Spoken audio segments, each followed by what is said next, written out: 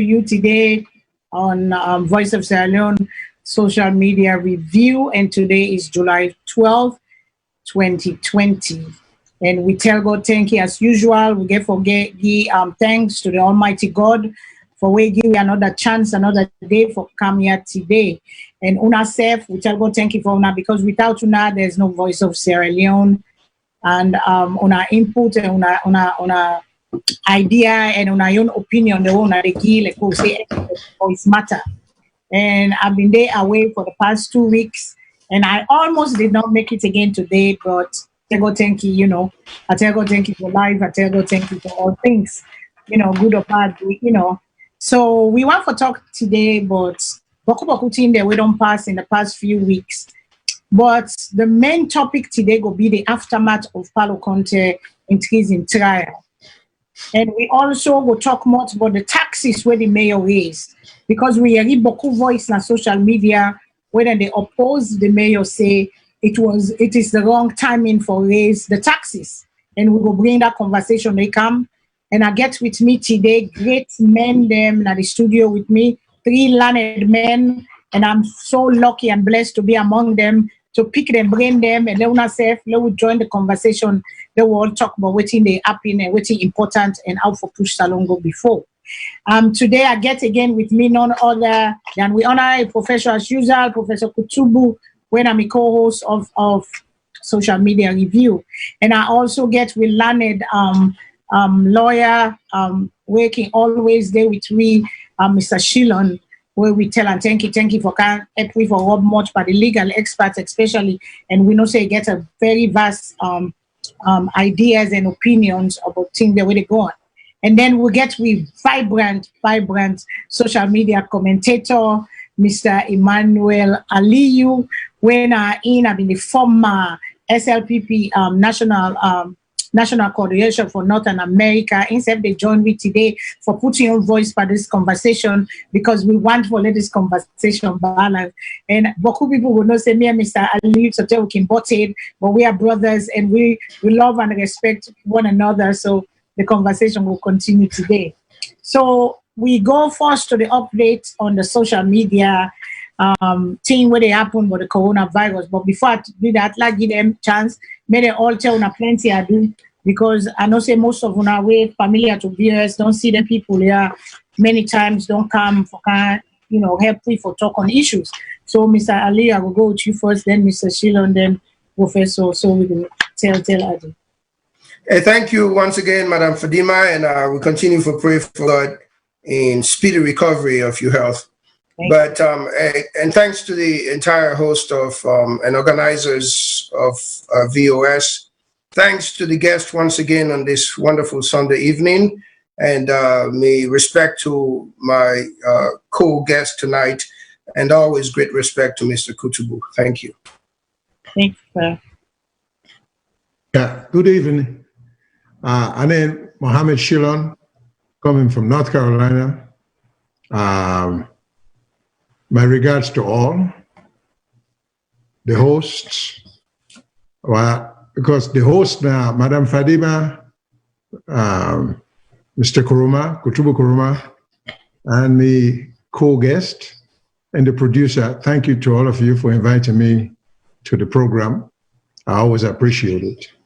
And of course, my own participation at all times is to see what little I can able to contribute to the overall well-being of the country, where we come out and where we lack. So with that, I say thanks for inviting me. Thank you. Professor. Kutubu. Oh, yeah. Well, we just want to welcome all guests then, and then we hope for get a very robust discussion tonight. Thank you very much. Okay, thank you so much. So, gentlemen, when I don't hear for ourselves, when I don't see them, we know say we will get a good discussion tonight. But first, let we begin with the coronavirus. We see the coronavirus now Salone, it don't pass 1,000 mark, and it don't go to 1,635 cases of active cases of coronavirus. Then we get 63 people, them we don't die among, we let God show you for them. and people continue for die. Then parts they are safe where within the world. People then continue for die. And Texas where they are now one of the high peak now where they don't reach a mark where New York been there a couple of months ago, and Texas now they lead the pack with California, Florida, and all the other side them for this coronavirus. So we want for make una know say waiting the government they do, then they do a wonderful job for try for keep this coronavirus. But the master sabi themselves where we feel saying that then sabi all thing in the world, then safe, not able for control the coronavirus. So we country we they do and we they continue for tell with people and say una keep una safe, una keep una this, una follow waiting the people, then they tell una the one the way they in charge. And I know say they don't make the mask mandatory. We get for wearing the mask because now the CDC don't even come out say it is an airborne disease because they're not sure what they cause this corona. So we get for try for do what we will do for save you and save me and save the people around you for let una go able for beat this coronavirus. Because I see a lot of people when they wear the mask, they wear it under their chin.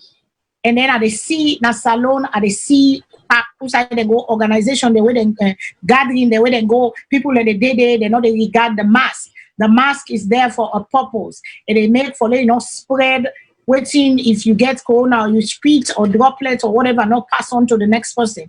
Because now the CDC said they struggle. The all man they come out say even if people don't get corona, say they say they can get them back. And then now when they see young people, then they get corona. Younger people, the age is going younger and younger inside America now than they down. So let me take corona serious. So corona is real, corona serious. And we governments they try. Like I can say they're not able to get magic for fix all waiting be done broken. We not get the system with in place, but then they do the best where they're able for do right now. So coronavirus, let we pay attention.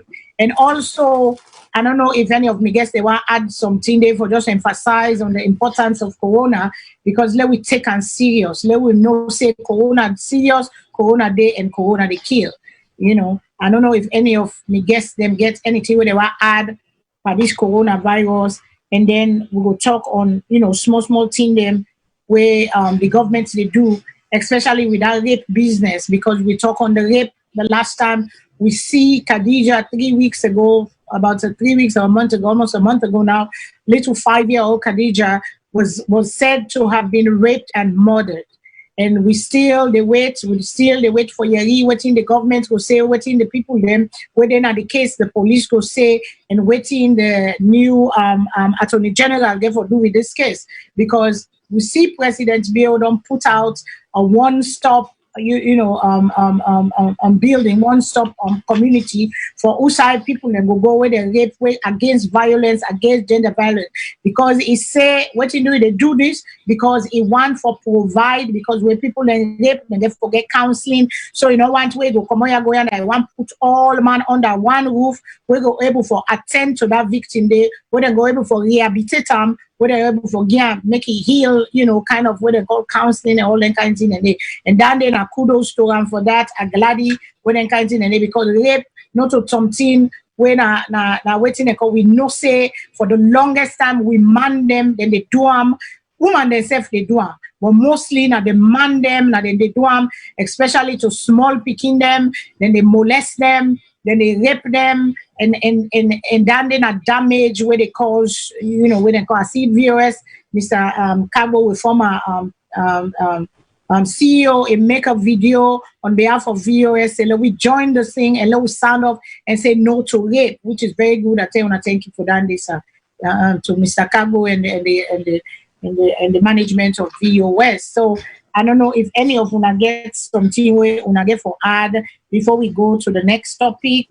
Mr. Emmanuel and Mr. Shilon sir, so anybody gets anything where they get for add before we go to the next topic of tonight, we want for Rob Motspan. Again, for me, I think the problem as President Biobi declared a national emergency.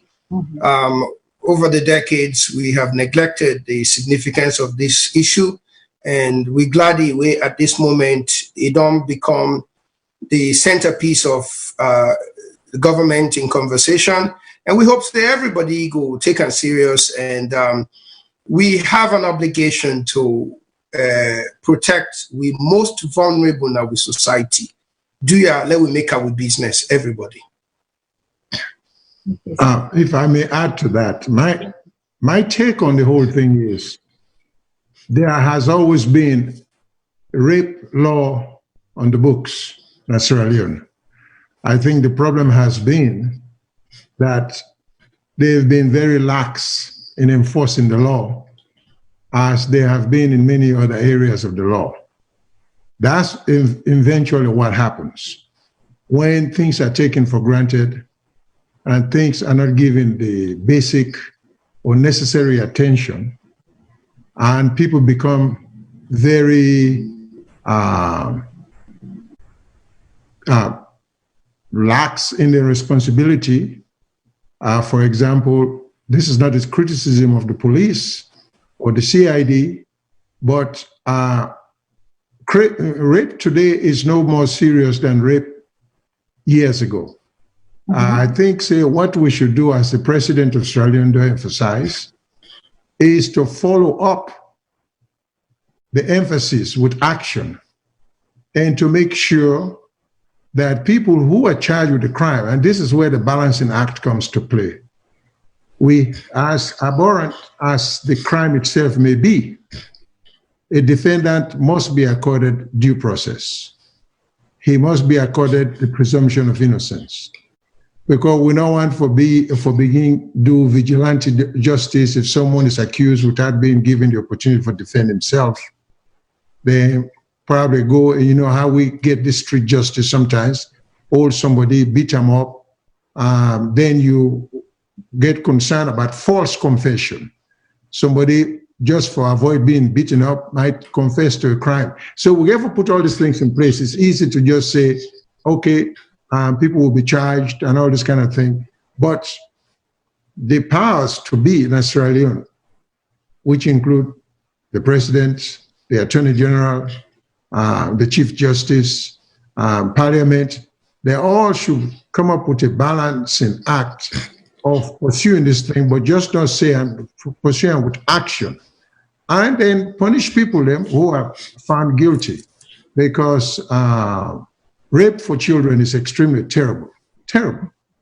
Rape on adult is just as bad, but adult rapes can be tricky, because sometimes it's not in all cases that when one is accused of rape, that they have indeed committed rape, because people accuse each other of rape for a variety of reasons. But there is no excuse when it comes to children.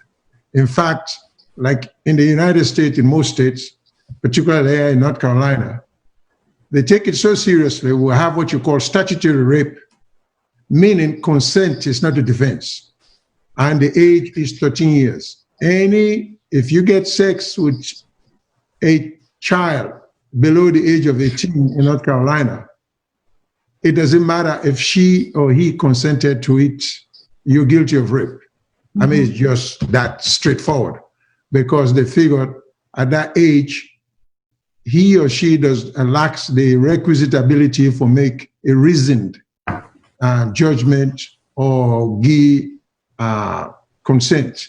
So I am not too sure whether we get statutory rape back home, but if we don't, these are some of the things we should be looking into to make sure we'll get a certain age group for, say, anybody below this age, whether if she accuses someone or he accuses someone of rape, the law says it is because of the age. Now, above that, it can be a little tricky, because people get dissatisfied. Sometimes people feel disappointed. You say, you go married me, you not married me, and somebody else you keep, or I will accuse you of rape. That's why the system should be very, very careful. But the crime itself is terrible. I think government should take it seriously, you know. And Madam Fadima, if I may add to that, if you don't mind. Yes, sir. Go ahead. Yeah, you know, to some extent, the central government in role, which the first thing with the president do as, you know, coming into office and recognizing the importance of this problem, we declare that emergency day on rape, which is really, really great. But I think think perhaps we now the next phase of dealing with this issue, and we go involve everyone else other than the government, including civil society, now for make a community project. Yeah. So last summer, maybe the Freetown, I'm there not almost every summer. And the only reason why I've not been there is this corona. So I know there was an incident where then say after Beke, then before make after Beke jam. Now, the community people in Amoyamba, including the principal in Hartford and other civil society activists, they're mostly women, come together and say there is no way that after Beke Day they happen. Now it be a dance, which simply meant Boku Pikine who done this Beke would be out in a nightclub through the night hours, and it was an opportunity for so much bad things that will happen. Right. Even though the people that were organized the after Beke, they don't put money together, they don't advertise, they don't do all things. I was there when Mrs. Peacock, who is the principal at Hartford, Mrs. Sarah Jallo, who is a major community activist in Amoyamba, and other stakeholders, them put their foot down. They said this after Beke no go happen. And then make sure so they collaborate with the police in Amoyamba. And that after Beke did not happen. That was a perfect example of community-based solutions, because most of the problems in Freetown, Sierra Leone, and even in America, the solutions happen within the local communities.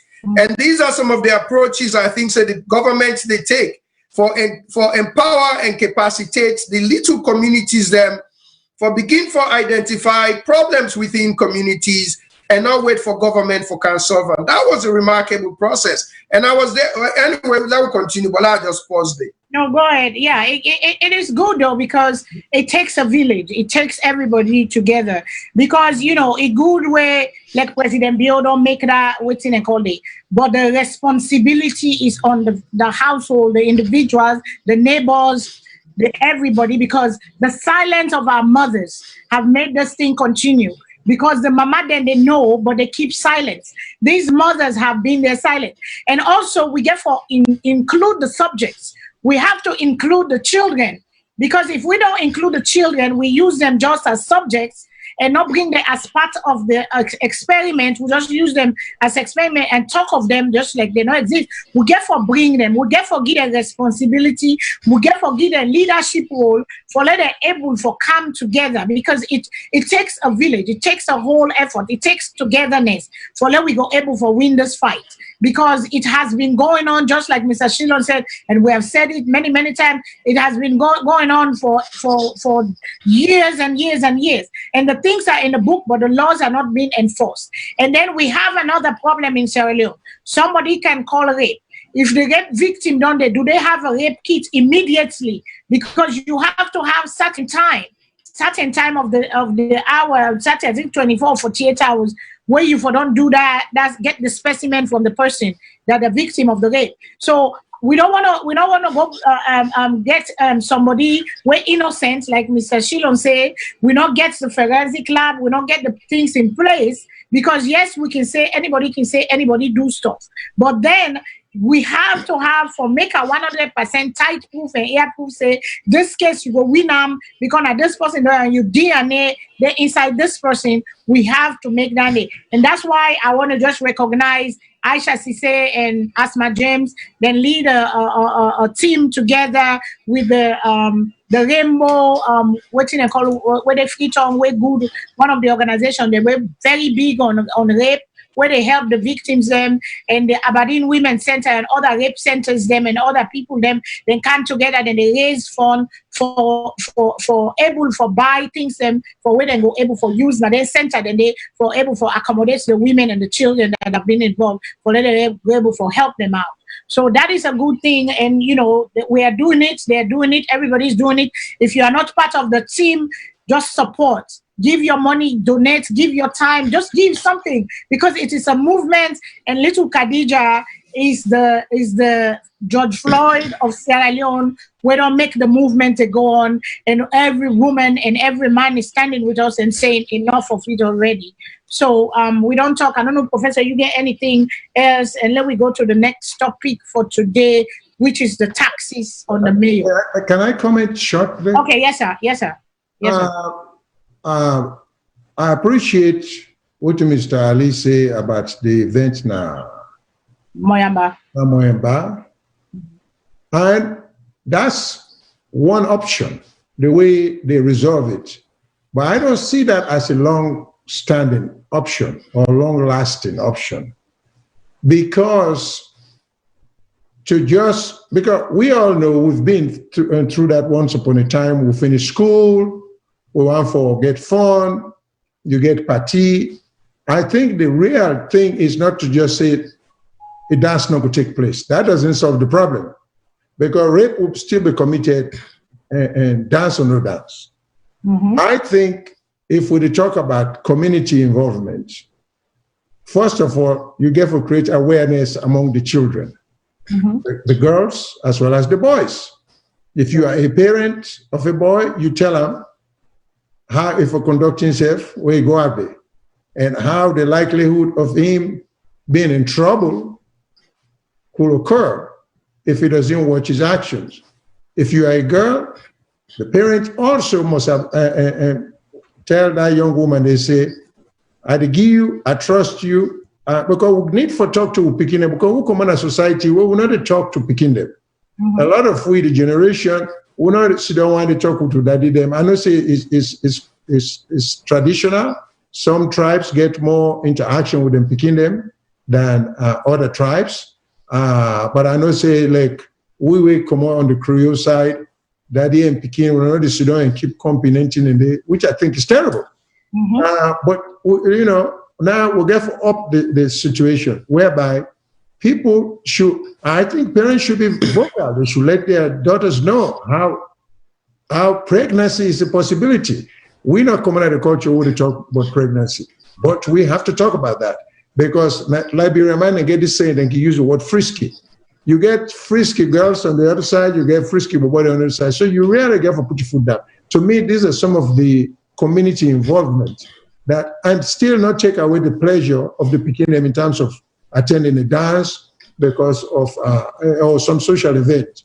Now, like we'll talk about the rape, kids, all that, and these are all very important things. And that goes right into the heart of a crime.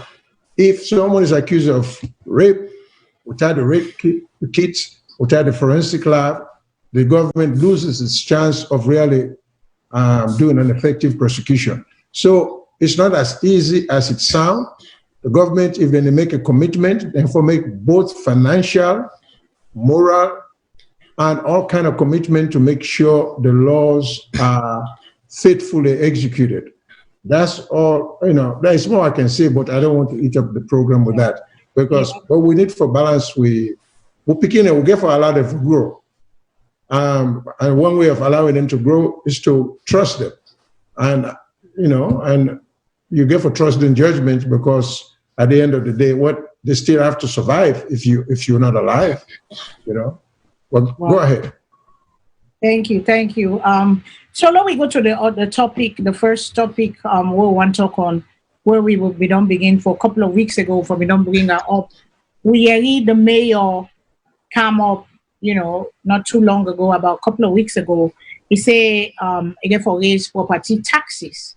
And this property tax they then they raise, now something where they don't plan from where it campaign, and we go hear where they talk from where it campaigned in 2000 for win this election. One of the things that where he say he do a research on now for how, you know, the governments they get, how the city council they get money and how they get money inside.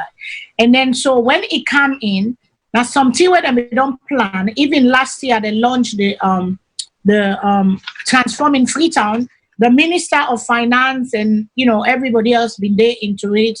They all agree, they all see. Then they even get an international organization, International Center for Tax Development. They all come in, then talk Bodande and how they go do it. So after all that, the mayor don't do boku because we know say taxes, then country where we dey na the diaspora, taxes na they run, who's we dey. taxes, now they use for pay the teacher them, now they use for make the road them, now they use for the free things sent to people them.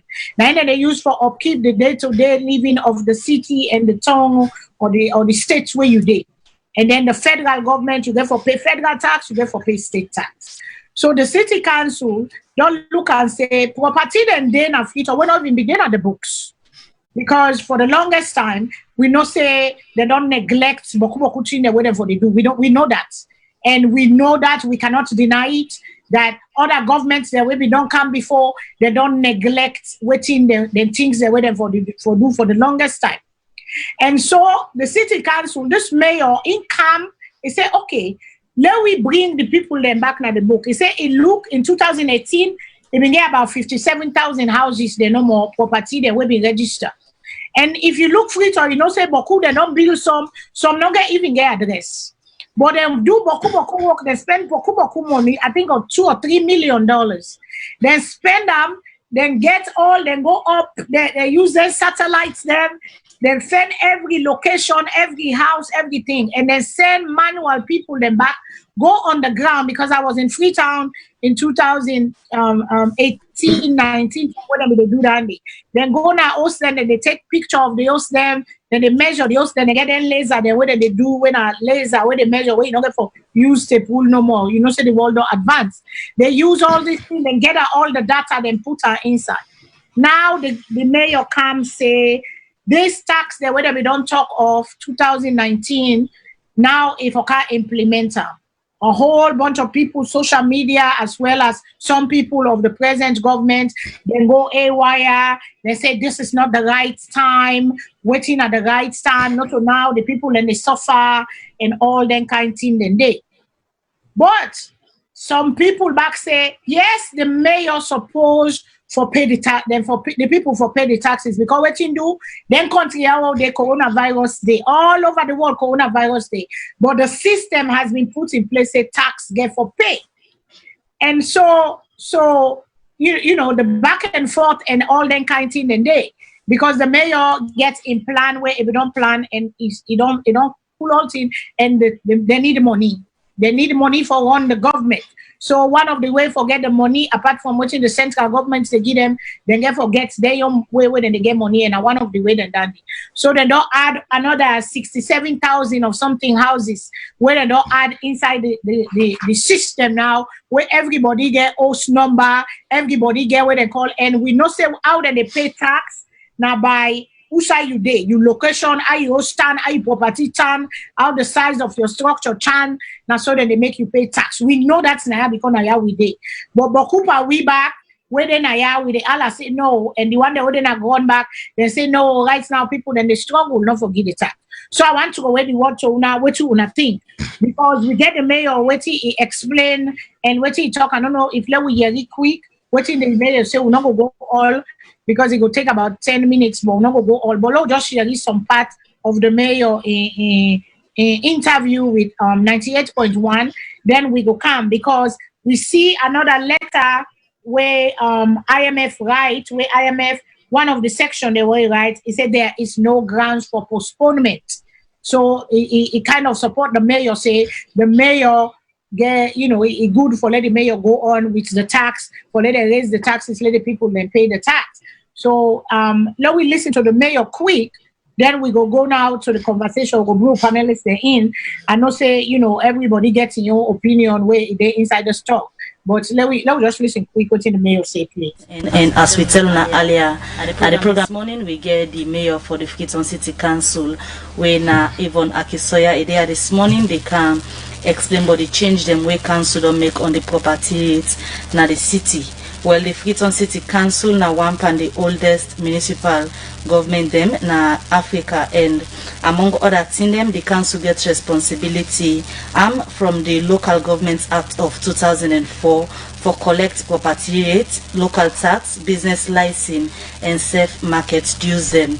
Well, this BNTM we all see outside the council, we don't lay emphasis on people them we get property them na Freetown. Well, according to the council, some of them people here not be done they pay for them property them where the local government act say them suppose for the pay for them property them to the council.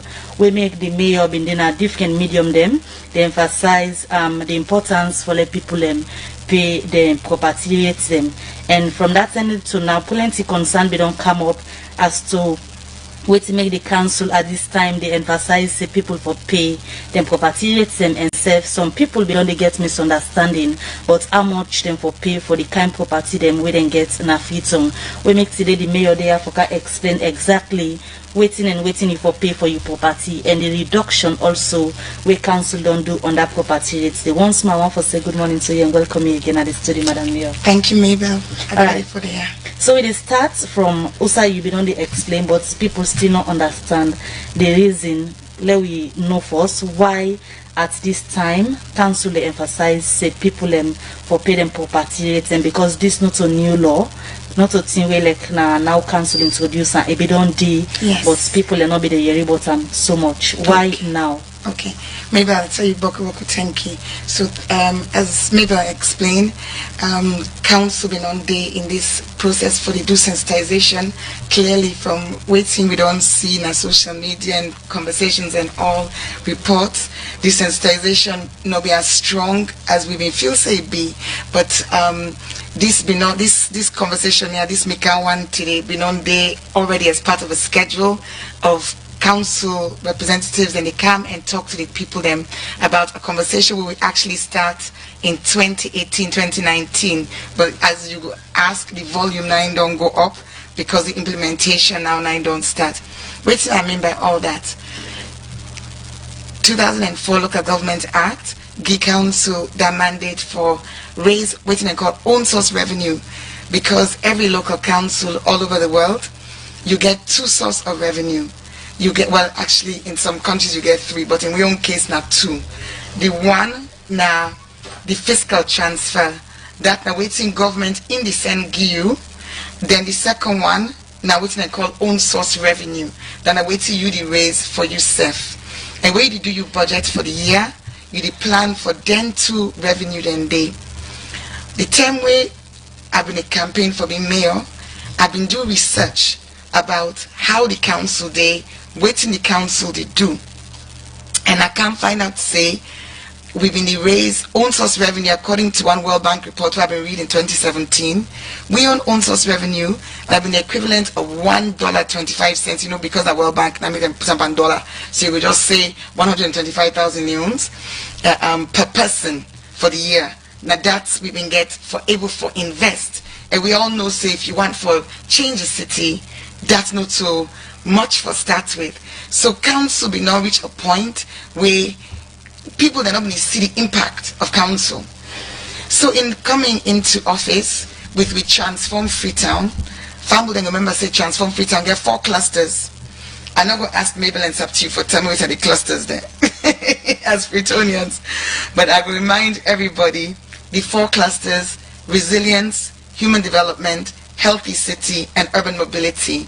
And inside resilience, from the first day we will talk about them clusters and yeah, we talk about revenue mobilization. And Famble then go member say, in presenting Transform Freetown, we work with stakeholders from across government, private sector, NGOs, in order for arrive at what will be the target we will go set for each of the sectors. So inside revenue mobilization, when I'm one of the sectors, we main lead partner in the Ministry of Finance, local government finance division. If people then go able member, because I think say, this is so important for let family and no say this not like our members say this is something strange. Even when we launched Transform Freetown, Namiata Conference Center on the 24th of January 2019. Now the Ministry of Finance representative, now he actually do the slides. We present say we can automate the property rate system, and we can change the system from area based to points based. So all of this now background. So just for make people that know say, family that know say, this is something we done the work on from 2019 January till this present time. Now big work. But what you ask say, which are some of the objective of this work here? At the heart of tax, any kind tax, you forget waiting and say, if for fair, from, if for be fair, if for be equitable. So, number one, if I make sure say, if now we all in a Freetown, we get property, let all man in the system, let some man no day, then some other man no day, because that is not fair. So wait till we've been discover, we discover say Freetown we only get 57,000 properties them in the system when I came in 2018. With this big work where we all don't join and for do, we don't able get additional properties. We don't discover additional. The domestic properties alone now, where we knew we're not being in the system. We don't care of the system. Now 67,220. So let we go back to the breaking down of the property, because from where you begin to about this property, we don't hear different people in interpretation, but waiting at property rates we cancel it. So now waiting we refer to as property rates in this case. Okay, property rates. Now the rate where a property owner that now you will get property. We get a mandate from collect from you at a rate when like your contribution to the city in development one and in the provision of services. Now all this not for let the money can pack na table, now for let council able for work for me and for you and everybody. Land or okay, I don't get you, Mabel. Okay, now structure. So landnomics. So in this local government act, and even though the act is under review, and some people then during that review process and they say let them bring land, but as of now land no did. So they attach a value to land, you attach a value to the property when at the physical structure. So the other thing very important, maybe and for no, so you get different class of property. You get domestic property when a dwelling house. You get commercial property, like where you see some like big building, like make us say stadium. No, they're not government. Let's take another one. One of the banks, any of the banks, them big structure, them their office block, then a commercial property. And then you get what you call institutional. We now like government buildings, we like Ramlongili Stadium as an example. So now the three classes of property that we already work with. And obviously the biggest one now in the domestic. So now with this exercise, where we don't capture all the properties in the city, and it take we 1 year for do, we begin with a pilot in February 2019. We pilot them in 2 wards, Ward 442 and Ward 405. At the start of that pilot, we do sensitization, we then our media, we go with the parrot, we engage people them, and we be explain say, what we can do now, at the start of this reform process. Waiting have been the key issue. I don't tell you say number one, for be fair, me and you know go sit on here, we 3 in this room here, we all want for let the room clean, we want for let with the can sweep, we want for let with the can spray, but not only something and me no money pay. Okay. Then you and Mabel, una sit on now, una to get a benefit, but una don't make contribution. The first thing we in the pay and only pay for long, enough fair on them. So the first thing you bring everybody come inside the database. Then the second thing now you say, well, what's proportion everybody for pay? Because we all know to the same. Me short, you tall. Me fat, you dry. All man different. So all man get for pay according to waiting na their own. Then waiting then gets na waiting na the space where they take. Who that them be na ya. Madam Mayor, when you look at the issue about property rates, there are process we involve. Yes. You get assessments or measure of skill. That means say you for able to know waiting this kind of property what. For other countries, they get experts in. Yes. When really will tell you the hard fact or the actual fact of a particular property. They not just they use anybody. For on our own process, like other than be involved so in terms of knowing the exact measure of payment of a particular property for the different category then where you don't mention so. Okay, so of course we get our own valuation experts in our council, but we add to that because this process now one way you want bring in the entire city. So we staff not being for being enough. Now big work. So we bring in experts, an organization we name ICTD, we are the International Center for Tax and Development.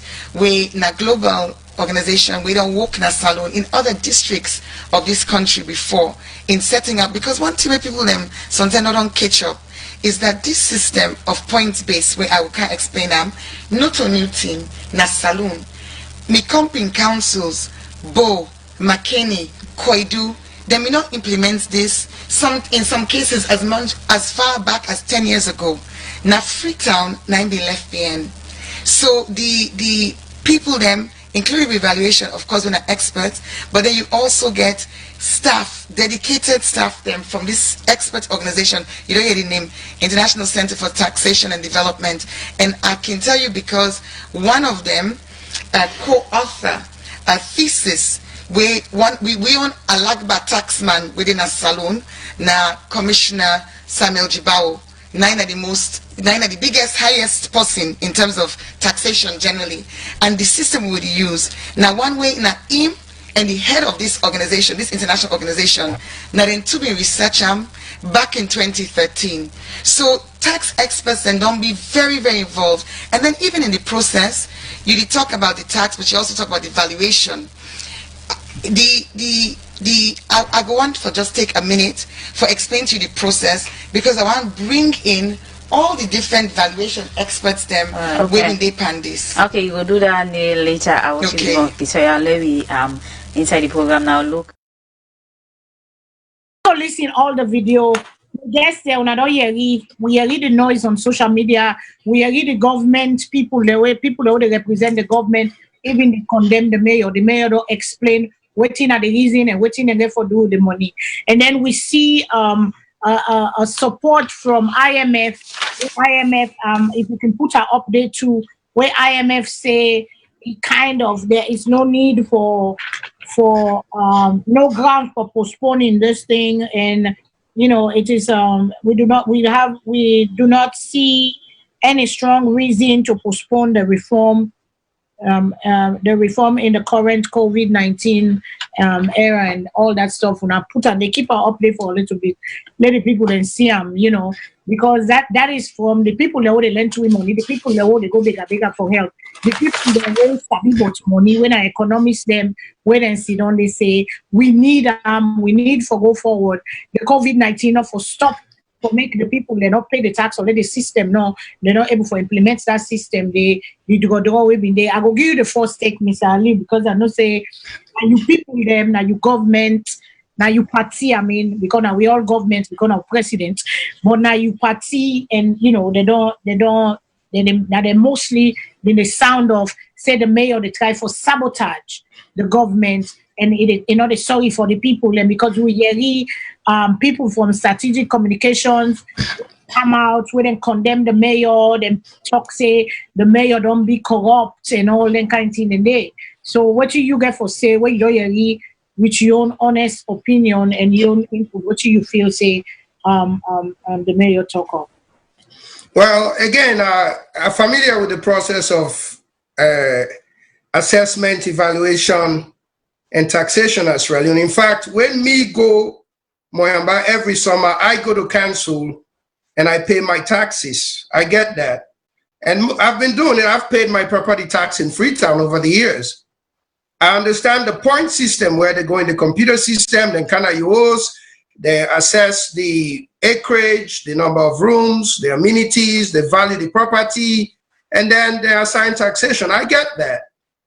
There are a lot of components to taxation. Of course, when local government taxes or federal or state government or national government taxes, there is an equation there. So you tax people them, but then you have to deliver on public expenditure. In the municipality case, we're looking at what are the public services that you're providing and what are the capital investments you're embarking on. Because you've got to communicate to the people them. You've got to show evidence of the purpose for which people are paying taxes.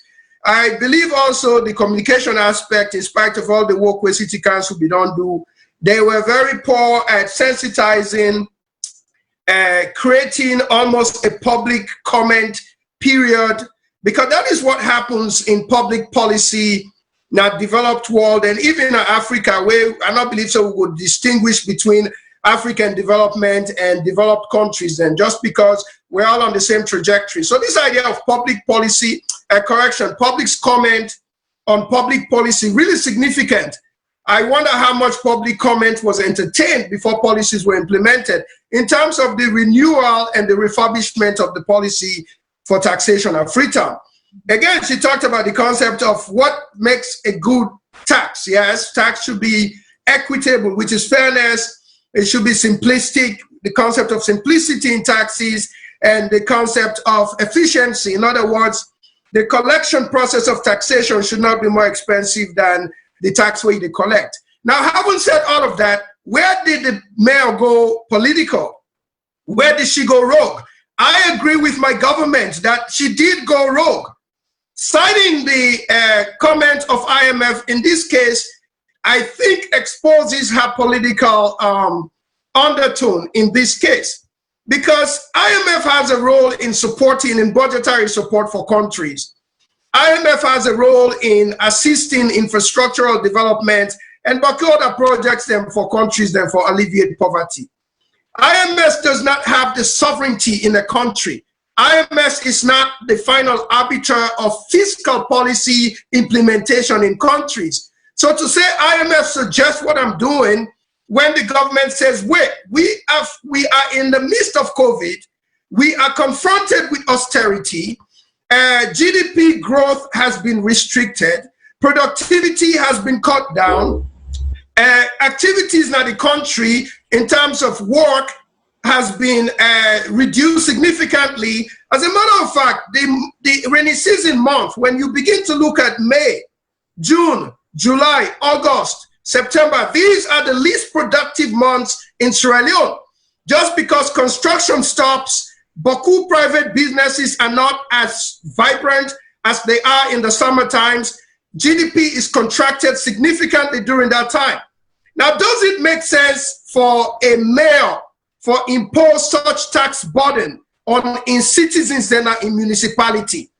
I do not think it required the central government to have said, perhaps this is not a good time. If at the rollout of any form of tax burden on a people at the slowest economic period, it's not a wise public policy approach. And so for me, yes, my government and your government, by the way, was correct in advising the mayor to say no. And she should not use the IMF as the standard by which fiscal policy implementation is regulated or guided in Sierra Leone. We have such a thing as a sovereign state who has sovereign policies and then get their own fiscal policy. So again, I'm sure I'll come again, but that is my point of view right now as an intro. Thank you so much. Okay, that's your intro. I will come to you back. But let me go. I will come to you back because I got questions for you. Let me go to Mr. Shilon. Mr. Shilon, you've had what, Mr. Ali? You don't say you don't agree with him. Ali. Mr. Ali. Ali or Ali? Ali. Ali. Ali. Okay. Sorry, I keep saying Ali. I'm thinking Mr. Ali, your friend. Ali is kind Don't. Yeah, sorry. Okay. Mr. Shilon, sir. You know, Well, Mr. Emmanuel putting your beautiful case. Basically, I'm in agreement with both the mayor and Mr. Ali for a variety of reasons. I think based upon what I heard her say, it get the best of intention because, you know, I always say governing is difficult, it's hard. There are lots of people that way want to become mayor, city councilmen, members of parliament, presidents. Then get any reason. But if they are really serious about running government is not easy to run. There are several components to running a government.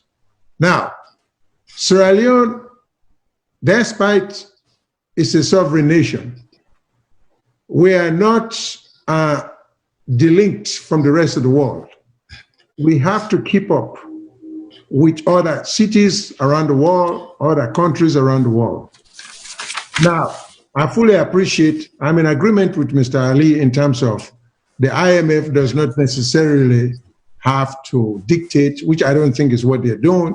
I think it's a recommendation, but if it's a dictation, I'm in agreement that we have to look at our unique circumstance and make a decision for whether for impose taxation at this time or not.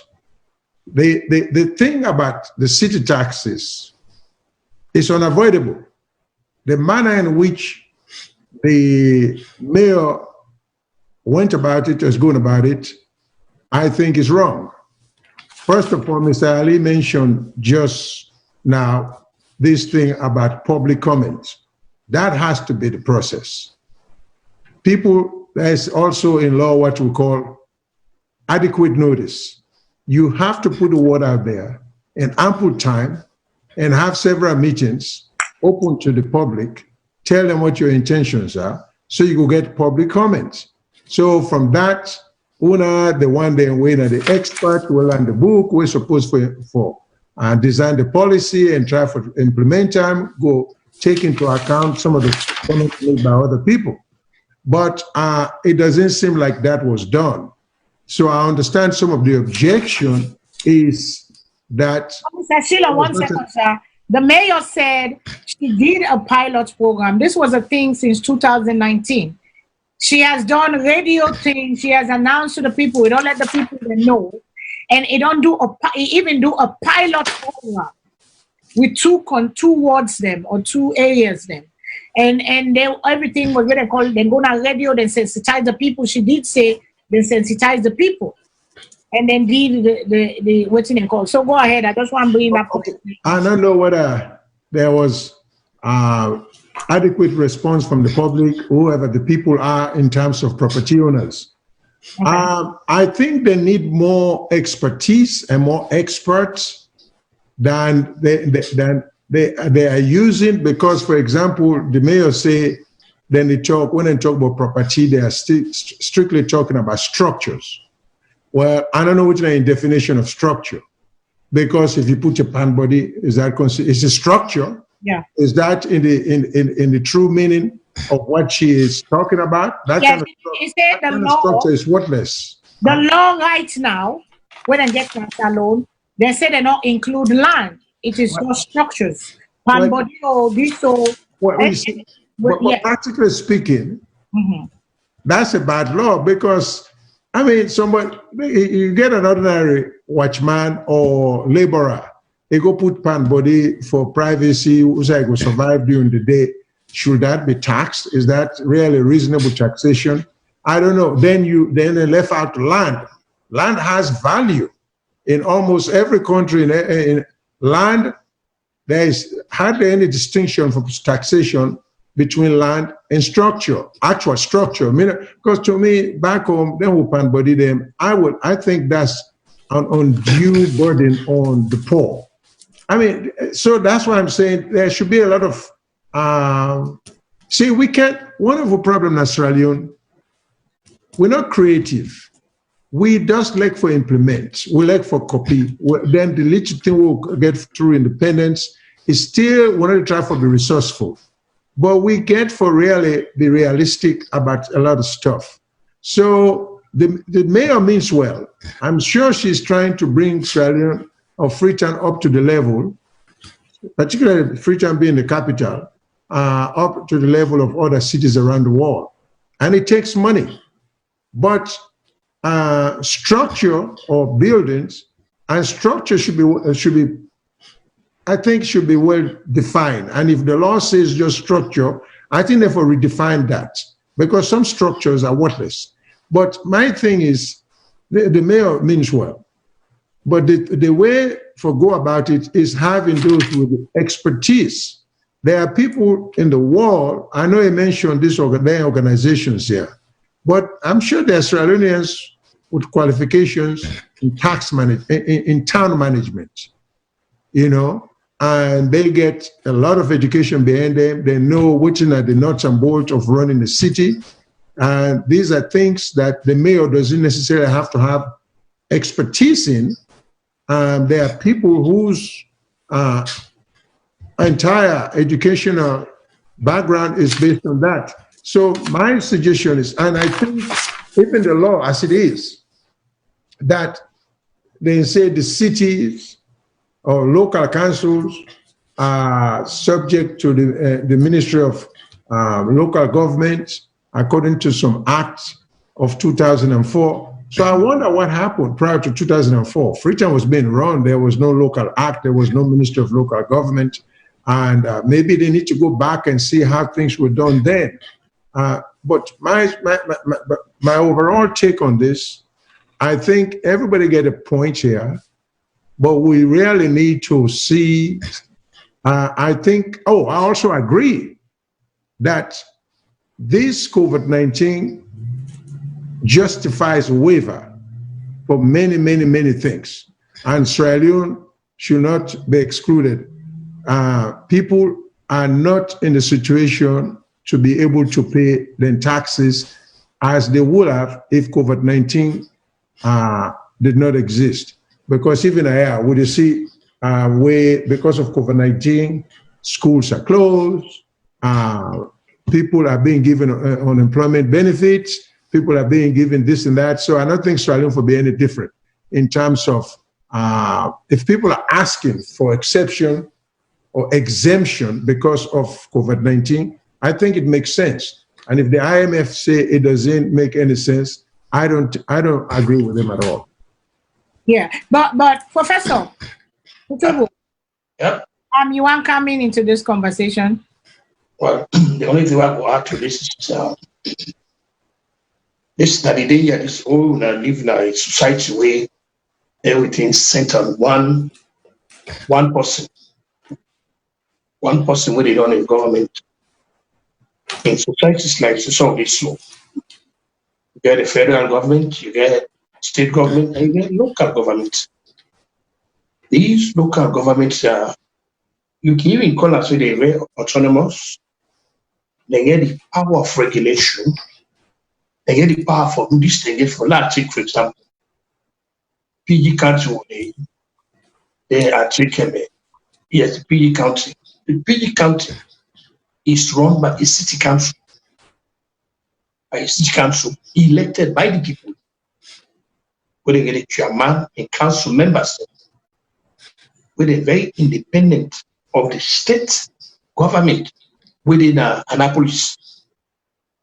For example, the city council are irresponsible for trash picking up, doing this, doing that, providing essential services. The city council now responsible for schools. Now they do this, now they do that. Transportation, they all of.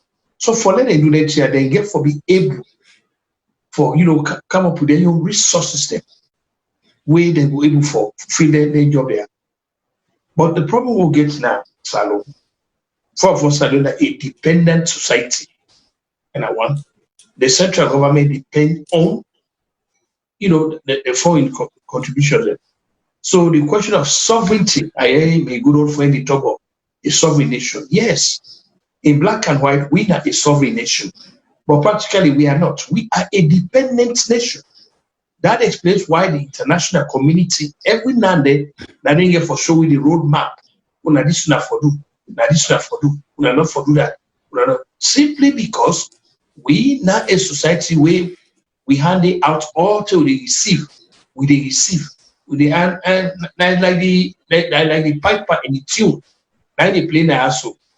What did I see between the mayor and the central government here is one branch, one exact total control of it. We need to understand say the municipality of Freetown, the leadership where that the mayor of the town where the people and the citizens of Freetown elect, meaning that he get a lot of money, they work on behalf of the. For example, not going to expect the government, the central government, but go begin and treat trash. We cannot. That job they were expecting that the city government would run. So therefore, with the kind of things that we the city government supposed to do for it. For example, we go back, we get the term where we get folks like Fataraman, they own the city. We saw those municipal schools. We saw those parks. How those parks. We saw all of the. Some of you will be fortunate enough for Salone, where the Duke of Kent go there 1961. we see Salone where the Queen go in November 1961. Believe me, especially the municipality of Freetown, I mean, we saw what it is. But the whole thing is the government. So I think say, what side we need to go back? We need to go back to the prayer board. Let the parliament come inside. Let it actually draw a charter for the city. And actually, you know, draw it, waiting. The city is supposed to do, waiting at their own responsibility, not to alter for the state instructions from the central government. Now the mayors, then, you didn't see like this even see what they happen now. You mean see New York this COVID-19. The mayor he come up with it because the mayor directly responsible for New York. Yes, the governor is in charge of it, but in terms of the administration of New York, the principal person is the mayor. So the mayor supersede. So now don't get for go back. All they tell the yes, even if Akisoya eventually go out of the next mayor will come, as long as we two get in place, now how they call it a big brother, now in charge of everything, the central government now in charge of everything, we will go to them because now dictation will be and who are being they may deprive now the citizens of the municipality of Freetown, now then they lost things they were supposed to forget. What if the central government and the mayor with the office they don't approve? That they go get for look into all that. Yeah. The cost that they get for the piper and the tune, all of them, but yeah, whether the mayor and the Mr. Trump are they're not in that issue. They get a chapter, they get a law, they get this, they get this, they get what they govern. Whether Mr. Trump agree or not, these are things that will belong to the city they will get at.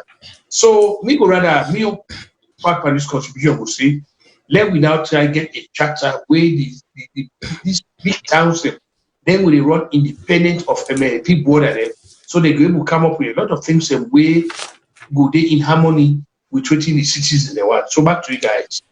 So my question now to Mr. Liu and to what Mr. Shilon say. Mr. Shilon agree, say, you know, half and half. The mayor, you know, I don't know if the mayor we don't do a lot of, you know, inform the people them how waiting and call and this situation will depend on COVID-19 and they talk of then they give people in unemployment and all, but that unemployment you are paying taxes. That unemployment where school lock. The money where the city we don't get, where we don't allocate to schools for the picking them. Every child get, I think, about $300 or so. If you fill out the form, as long as you have a school age, but the term don't pass now because school don't look. As long as you have a school age kid, because them we don't give that money they to them picking the people, the parents and they claim them because they don't already allocate them. So are you telling us, Mr. Emmanuel, when I'm asking you now, when is the right time? When is ever the right time in Sierra Leone? Because every time Sierra Leone into crisis, every time Sierra Leone into the problem of, you know, kind of when will this thing be implemented? When will we have a system that works? Because right now, COVID-19 is the way they call say, okay, the mayor not they do, and so the mayor they make, you know, and they care about the people and they suffer and this and that. The governments don't say that. But then when is it going to be the right time? When is it ever going to be the right time in Sierra Leone? That's why the IMF write and say, as FCC already announces the reform and new property rate, postponing or suspending the reform could be counterproductive. Because it's asking now, and then when I say, we're not sovereign nation, but yet we always going to these people, so they're going to have influence over us. Because even as long as we keep going to them, then get for give the advice, and sometimes we get for listen to the advice. Because what you do, but then we they go to for everything we need, we're not able to take care of ourselves. So what do you say, Mr. Ali, to that? When will it ever be the right time? When will it ever be the right time? You know, when will it ever be? Because one of the people from Strategic, my own brother Afasaidu, make some comments. Them the mayor is lawless. The mayor is this. You know, when people go to personal attacks, and that is wrong. You know, you cannot go personal attack. The mayor is being lawless. The mayor is trying to get position or whatever, and then they make it into politics, and politics can play inside it. And then what is the when is the right time? Well, I can say this much, Ms. Fadima. Yes, sir. Public policy has two variables. Mm-hmm. You have the government and the governed. You know, the whole idea of being a successful government, as in this case, the local government with Miss what is the title she goes back? Her Majesty, whatever it is. Yeah. Some title that she goes back. Her worship. That's what I become one. Get on the right respect. You know, yeah, her worship the mayor. So the policy, the whole idea of effective policy is to make sure it resonates with the people, it's acceptable with the people, and it functions in a way that people feel that it's fair, it's just, and in fact, it's the right time. Now, I've mentioned that if you take the fiscal calendar of Sierra Leone, or even the economic activity calendar of Sierra Leone, once the rain begin come, May, June, July, August, these are 4 months where economic contraction is significant. Whether or not OC the bill, you slow down. Whether or not road the bill, government expenditure is down. In personal business investment is down.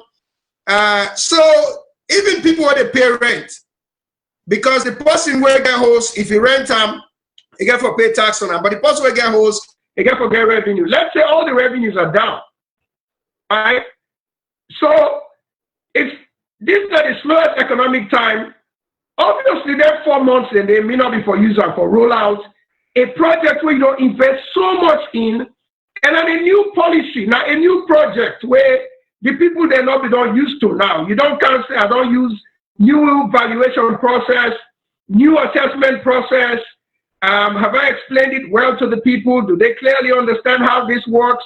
But the whole idea of tax holiday in a period of this pandemic or any kind of national disaster or global disaster, it's a given.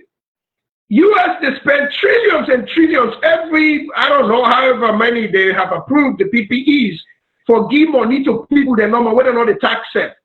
Just because they understand the concept of if people are not spending, then the economy is going to contract, then it's going to have a ripple effect on everybody else will get business, and every people may go out of business, in fact, never come back. So, yes, this was not the right time. Maybe December, when economic activities have picked up, where you and me, all of this rayon, they spend beaucoup dollars, where they don't spend beaucoup money. I mean, maybe that is the time people will not even pay attention. So like Mr. Shilon say, you work for government, but you get to understand the social and psychological components of governance. You've got to win the people. So my question then is, when has ever our governments, past and present, when have ever our governments ever thought of the people before they make decisions? When have ever they gone to the people? When they go do things or take money from these organizations where they give a loan and debts with people and with children and with generation to come, with debts them and loan them?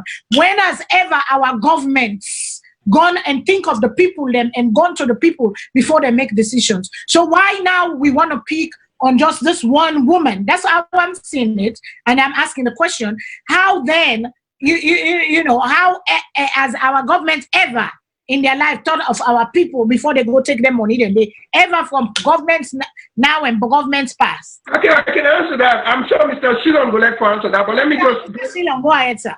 Well, let me be very brief. I can do that.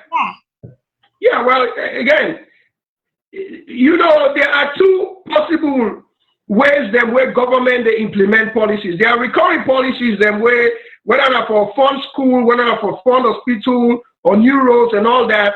The government hears from the people in those instances when the representatives of the people in parliament debate the bills, debate the budget, debate all the different expenditures that the government wants to invest in, and then do amendments, and then cut here and then add here. That's the people's voice.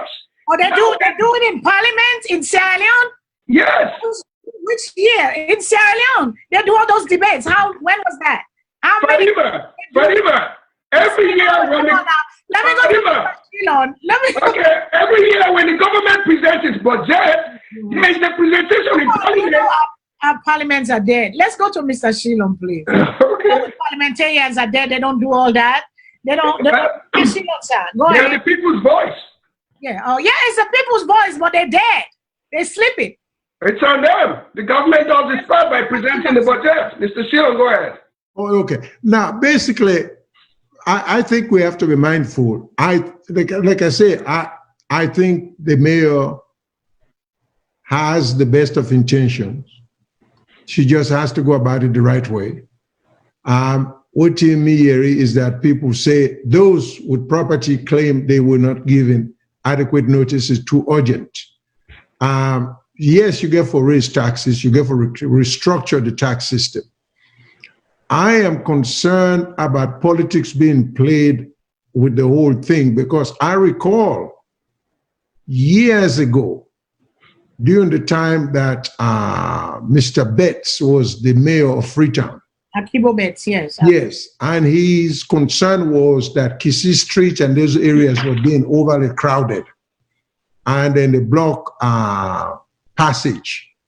And so if they try for restructure the whole thing, I think, in fact, that was the time he came up with the idea of people moving to the Queen Elizabeth II playing field. He was immediately accused by politicians as speaking on, quote unquote, the countryman, because they're mostly the same market, which was not his intention. If he just try for bring the city up to par and for make sure, say, you get easy access. Well, look at the streets today in Freetown. Exactly. Because people stopped when they were supposed to do that. People and they use politics because in a Creole man, they try for this disenfranchisement. That's something we have to be very careful of. I think people must look at Freetown from the point of view of as we capital city. I don't care if you come up Salone district, Tonkolilis district, Kenema district, Pujion district. This capital city, now we shrine. Now we public relations city, we all owe one duty to the country for make sure, say, we do the best for make it comparable to other places.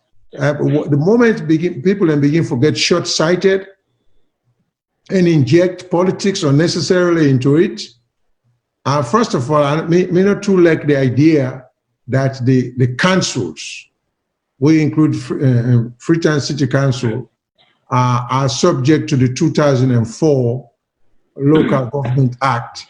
We say, I think it reads that any decision has to be in consultation with and the approval of. I think that's bad law. I like Mr. Kuruma say, the city itself has its own autonomy. It's a government by itself, or it's a government within a government, but it has such an autonomy. Because of that, for just say any decision the city council makes, and then the city council is a government of representation. It's not a creation just by the government, or an arm of the government. It's a government by the people. They have councillors, they have people who elected them. So now for say, whenever the mayor or the town manager or the city government wants to get an action, it has to be approved by the central government. I think that is unduly restrictive. In a normal society, they should have a situation with a strong judiciary. The city should be able to test that law in the courts for see if overly broad, if unduly restrictive, and maybe even unconstitutional by their own law. But again, this is something we have to develop. This is why I said running a government is not as easy as people might think. Mm-hmm. It's a complicated process, and sometimes it's like dancing the waltz or the classical. You get for watch your steps, and you get for do it right, for you for look right.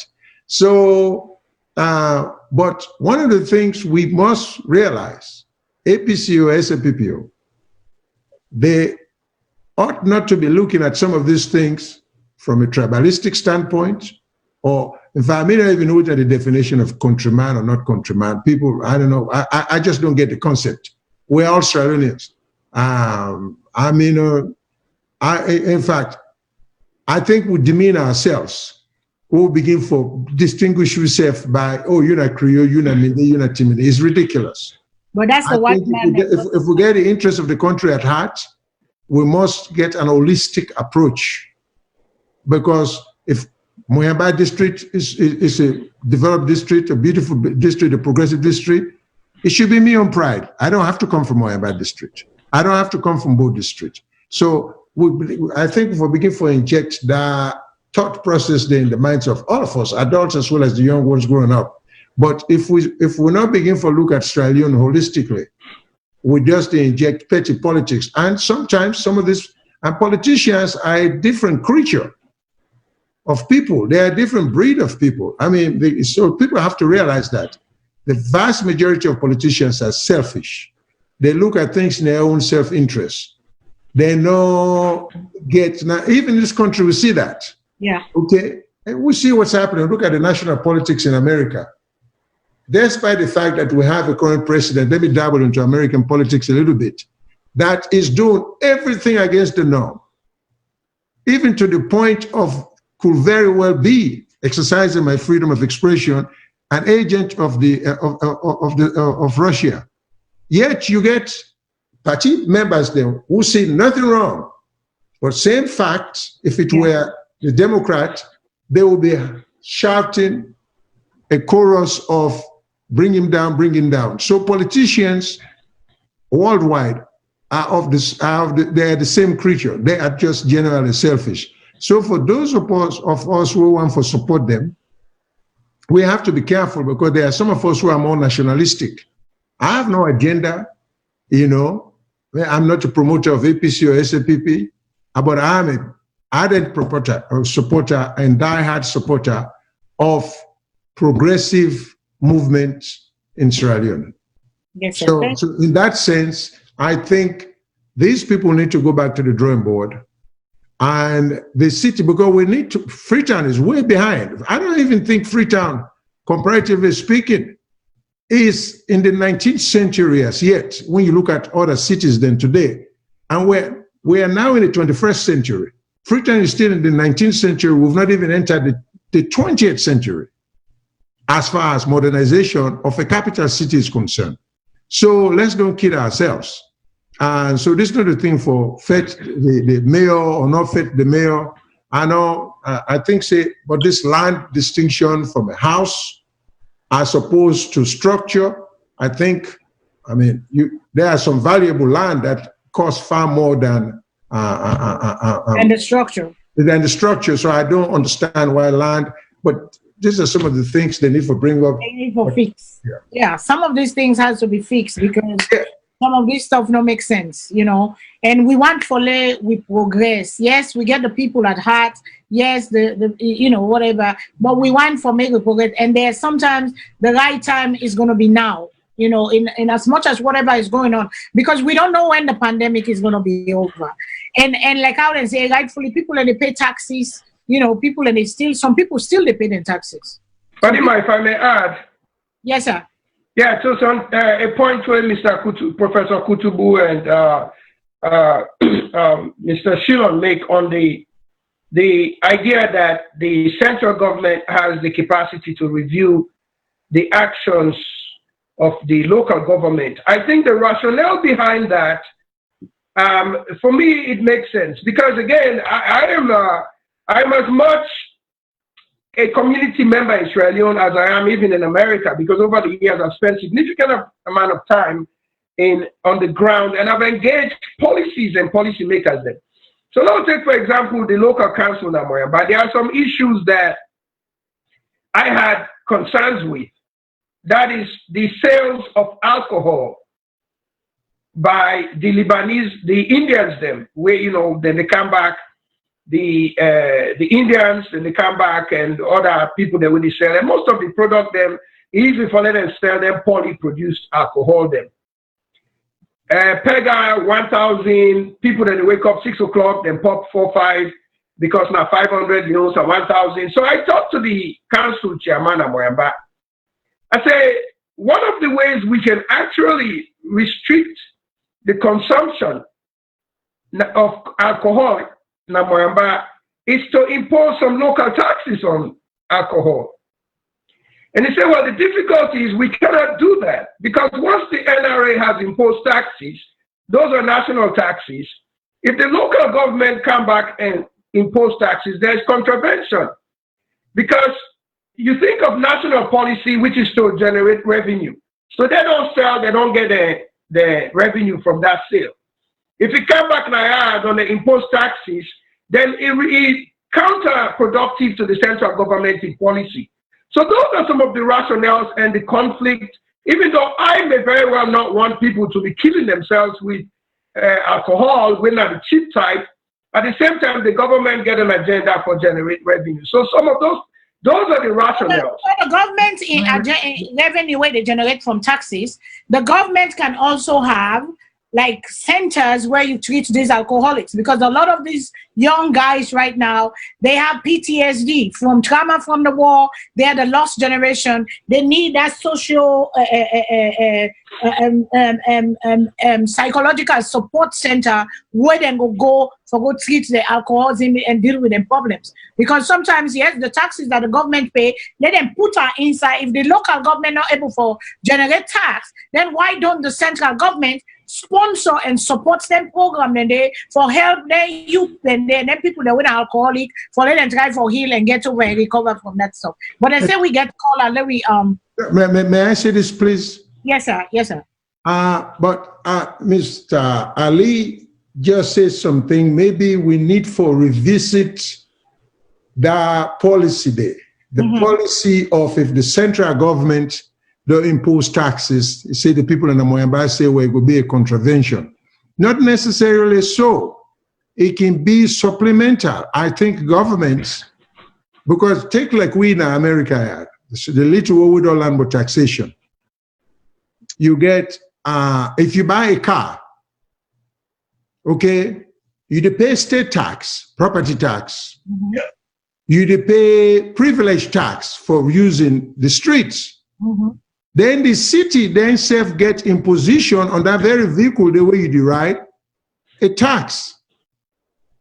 You know, and then if, for example, I mean, there are multiplicities of taxes in a given thing. So it not necessarily follow that one. First of all, the government cannot be the big brother.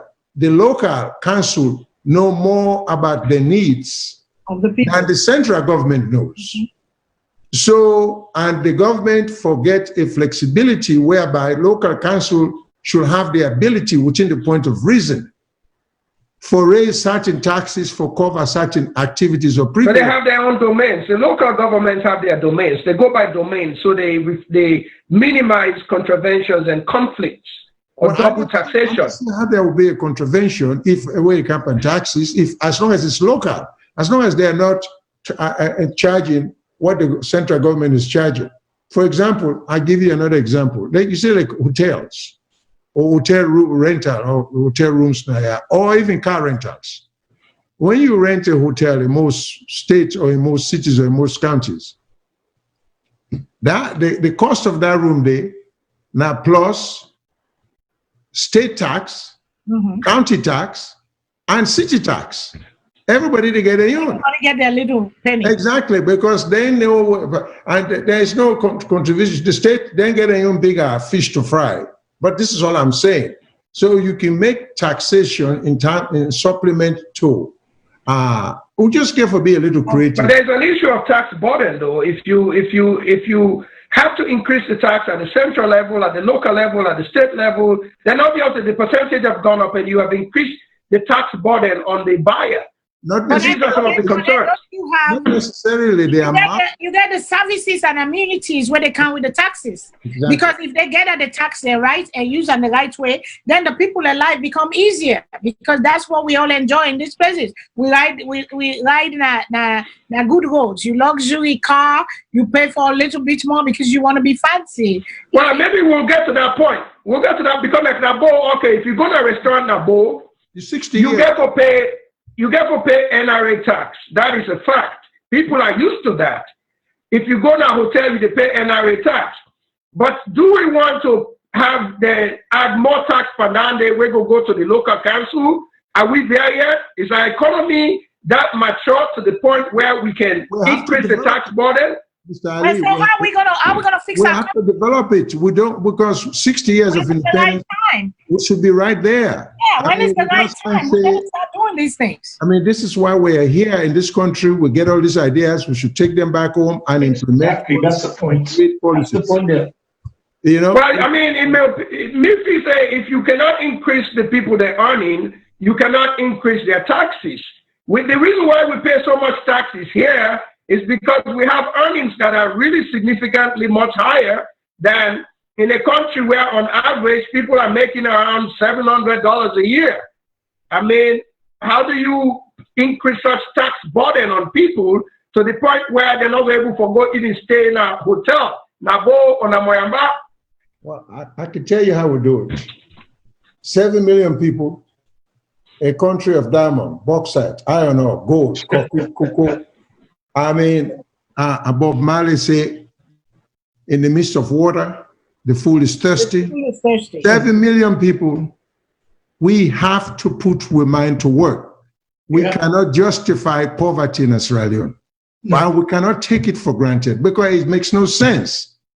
You see, so we can create, I mean, this is again, going back to the thing of government. Running a government is not easy. So we shouldn't let it, we not fall lightly on the people that really rush to go run government. They want to be president, they want to be members of parliament, hold their feet to the fire. Yeah. A country of 7 million people, we cannot be singing the blues about poverty. We are not doing so. Well, I think we'll get there. Again, I'm just saying, we'll get there. But wait, Mr. Chilo, 20 years ago, nobody paid tax when they go eat in a hotel. Now, restaurants. Today, everybody pays tax. We are used to it.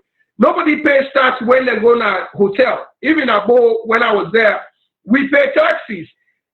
So we would get to a point where we incrementally go graduate. But the time is now, Mr. The time is now. The urgency of now. Says President Obama. Well, it cannot be now because we are putting fundamentals in place where a country. Let's take the phone calls first. Let give them a chance. I will come back to you, sir. And then let give the viewer the chance. They say we get 3 calls the way they wait on the line. Caller, good evening. What's your name? Who side they call from, please? Yes, hello? Caller, good evening. Go ahead, sir. What's your name? Who side they call we from? Hello, Madam Fadima. Mina Jibrila Toure. They call from Virginia. Yes, Mr. Toure. Good evening, sir. What do you get for me today? Yeah, now the topic interesting. I get today. Yes, sir. I see some kind of thing with the play with government. The Sierra Leone government, we don't know which and they come out and they play on something. Then the current government feels say Sierra Leoneans Boku na full. This very government now income in power. They say that they lock loopholes. Yes. Then they lock loopholes. They want to make money. Then we get a boku money for spend for do something better. Okay, they lock loopholes. All the waivers they waive, they make people, the business people, they do things. Then block all their side and this. So you see, what we see into the whole show with this government. Now government this way is a play on the intelligence of the people. This is not a planned work. When I see say, then they fail. Then they go to the blink of failing. So what they do, then they find ways for let the people sympathize with them. Now so me look at them. For let the people go begin to sympathize with it. So now it's strategic that they apply right now. So when time reach, you will get people that will go and ring bells say, well, really, we've been come for help now. But not the mayor. And she don't say in the then on the other side. That's politics. Now by politics, then people have the type of play. And the very guy where they use for come up with their statement, where they go by the social media, they talk, this as far as I do. Now person where everybody knows say like bad politician, not dirty politician. So let them know they fool the people. Inside the mayor, what they do, now for build the city. You know we want a beautiful city where you not pay tax. And the people of Freetown don't even deny this thing. But now they just come up with a plan. They try to do things. Let the people look them in another side. Say, oh, well, they're ready for help. But it didn't work. Let them people here do the right thing. You know, let them support the mayor. If they support the mayor, let things then go well. But then they try to block the mayor from generating funds because they not say, whatever come up in Freetown, if the mayor succeed, they not take and say, they not feel saying that the party succeed. That's what they go by. Then they'll still say, we they do politics, they go. The sooner we don't cast ballots, a government will work.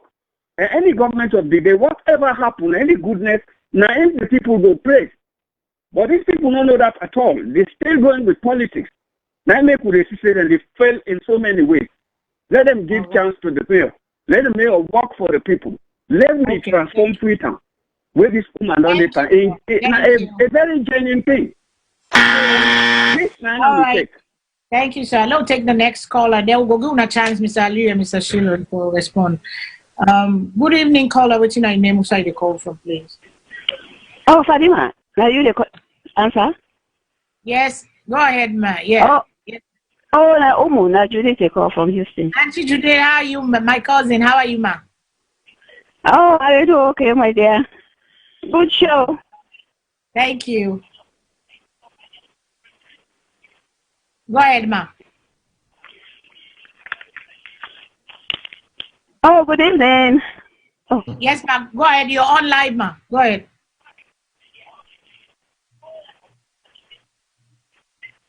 I don't know if you I'm doing okay, cause congratulations on the show. I really enjoy them. Yes, ma'am. But I mean, I like the topic and get some good idea on the people that really talk, and a lot of them don't really bring a lot of good things up. Yes. Ma'am. Yeah, but my advice always to Australians them is this: me, I'm a teacher. I'm a public health professional also. Mm-hmm. And I don't work in this community for a long time. I don't involve in the politics of this country. And I work, with elections. See, one thing where people then get for make that country they better. We need to get out of this political and finger pointing. It's very good when they criticize somebody, but any intelligent person where they criticize, you they first give the highlight of the person. One thing where you don't do it good. Then you can list all the things the way they do wrong. Then you come up with a suggestion. Do that one, and anybody will listen to what they talk.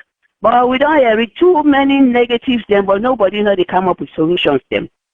From your observation where I don't see in other country, I remember a long time ago where they say Salone no get lights. How them go get lights? Now tell them, if you want lights, when are the last time where you pay light bill? When are the last time where you pay water bill? All that one is now revenue you collect for the country so that the country will able to improve. But if you don't burn, you not see mama pay light bill, you self they pay light bill. And they want the way get money more. Now they don't want to pay any bills and then they criticize, say this thing wrong, this happened. So who that's going to pay for you for make you get the comfort where you want? You want energy, somebody get for pay. Government not get money if you not put money there. We all they live now in different environments. Them. If we not be they contribute to this society, we not go get good roads, we not go get anything going. So please, why will they talk? I don't care which government they. Let we pay, we don't share them. Then we go sit down and see how it will grow. Then we go able for criticize waiting not they day. But let we educate with people them. For say it's very important for put you on share. I watch people the way that they can't read a meter. Then they bribe the person for the meter so that they not will pay that electric bill there. But now the same people they want make light day every day. So it no matter which government day, if you self they in power tomorrow, the same attitude what we get as Sierra Leoneans, if we maintain them that way there, that country not will go before much. So make what you believe in. If you think for say road for day, put your money in the taxes made them be. The mayor wants something, will now put the money for the tongue because then they improve them. But if we don't get something, you not put in something, you know we'll get something back. Not to all the people then get for pay bills then for you. So I don't want to take too much time. Let we try and think about the environments then where we did. We picking them, waiting we expect from them for the future. And think for say if we invest in the country today, regardless of who that did, tomorrow you go to Salone, you will be happy. You go one for them in your country. Instead of you they criticize who that they don't sacrifice then they why is we then we they relax a little bit? You know, so please let we be a little civil and know how to criticize. Bring a highlight, bring the waiting and don't do wrong, and give solutions. Because then they look for solutions. And I see that every day, and they ask for solutions. Yeah. So thank you very much, my dear cousin. Thank you, because I will continue for watching the show, and God bless you. Yes, ma'am. Thank you. God bless. Next caller, please. Good evening, caller. What's your name? Inside the call from. Good evening. Yes. Hello, you want to get me? Yes, go ahead, please. Okay, me Edward Mara, the call from Philadelphia. Yes, my brother. Go ahead, sir. So my contribution tonight is there is no right or wrong way or term for pay you tax. Even here in America, if I get chance to escape it, I want to do it. Mm-hmm. So I support the mayor. Therefore, implement whatever they need for implement for make sure say they raise revenue and change Freetown. Because one thing where people don't understand that you go on Google Salone, say I want to see Freetown. The places they want to show you now bay and hug them and some of them embarrassed. Where people say, oh, they able to Salone where diamond is and all that. Can you show me Freetown? You know, it's so embarrassing when I prove them. So now we get somebody, we get God, we say, this not for B, then we support them. You know, we can't today like I did so because people, they come over here, they see system they work. But Salone, them put politics inside everything. And I talked them before. The only person we go help this mayor, not the president. If he say, if I catch anybody where they sabotage this woman, I they sack him. Everybody they quiet. We also support this woman. You see, yeah, we need to say like the city council, we call on government. We not say a democratic government or a Republican government. We say the government, and with the whatever we need for pay, we pay. If it comes to payments plan, let people put payments plan. Somebody may say, okay, let's say December. I'm not great. Okay, let's make payments plan by December. I think does have payment plan. She does. There's payment plan. You get time for pay. I'm not a one time they pay. I'm stretch you know out. What I mean? And then you pay so let them pay. Let people them pay. Listen, the construction where they go na Salone, na Freetown especially every day. People they get money for bills. You want land, you know they get. They get money for do that, but now they don't want to pay tax. So there is no wrong term. There is no right term. They for do one now. We can't give for come up on this bigger and shamefulness. Like I say, some of you not glad the way we see Freetown they go on or how you look, and at the capital of Sierra Leone. So that the president help this woman when I put politics aside. You know, let it look like say that government is an APC that the chairperson when I support them, if not SLPP when I support them. Let it look like the government. Please. Thank you. Thank you, Mr. Mara. Thank you so much. When I don't we call her, they don't put their own opinion and they don't put their own sense, but then talk all the talk. So that pass on to Professor. I'll bring you in first because you look like say you comfortable so much. I don't say you want to give me waiting and call them time. So you know they talk the way we call it and not say, because we'll move on to the main topic for tonight. Exactly. That's a very slow. Yeah. Okay. So yeah, Mr. Ali or Mr. Shilon, anybody want to respond to you can go first. Well, thank you, Mr. Shilon. I can wrap up very quickly so we can move on to the next, but this is important. Difference there between good policy and bad politics. What I see here is the SLPP government is emphasizing good policy through the local government ministry. I think the mayor was demonstrating bad politics, in my opinion, because this is not COVID time, austerities matter, government spending will be reduced. But let me just remind Sierra Leoneans them, say, this government have supported the city council. If you check the last budget, the SLPP New Direction government under President Bill for the first time increased the expenditure to Freetown City Council significantly. They spent over 18.3 billion leos as supplemental budget to City Council. Other expenditures that other capital investment that even at the city include the Juba Bridge where they finish immediately, the Parliament where they refurbish, the city cleaning where they implement every 4th Saturday of the month, and the expenditure was significant. I mean, we can go on and talk about increases of pension from 15,000 to 250,000. We can talk about recruitment of 2,500 healthcare workers. I mean, we can go on and on. So the issue is not that the government not spend money, because the expenditure where the government is spent on human capital development or infrastructural development or even social amenities, them public amenities them at the country have significantly and exponentially increased.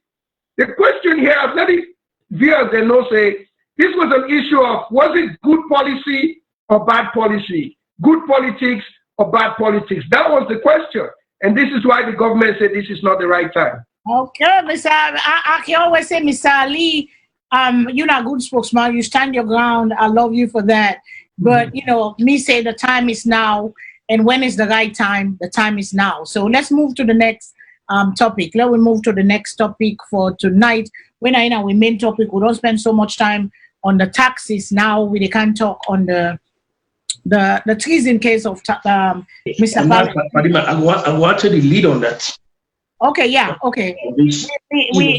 We gonna give you the lead, Sha. We gonna give you the lead because I want you for come on. And we want to talk on Paulo Conte. We see the treason trial. The state. We all know the story. The state. Paulo Conte gonna withdrawn in a state house, and then I mean, in turning the gun to the security guards. The security guards say no, you're not turning. Offend them. You know, he go up now the meeting. They allow him. He come back. He gonna CID. He come back. He go back. He come back. Then they say treason. They hold him for treason. Then go na court. Then go na court. Then charge him with so many counts. And then a jury of impure, they acquit him. Then say he is not guilty. And then we see, but then they find out on the lesser charges of illegal gun possession, and you know.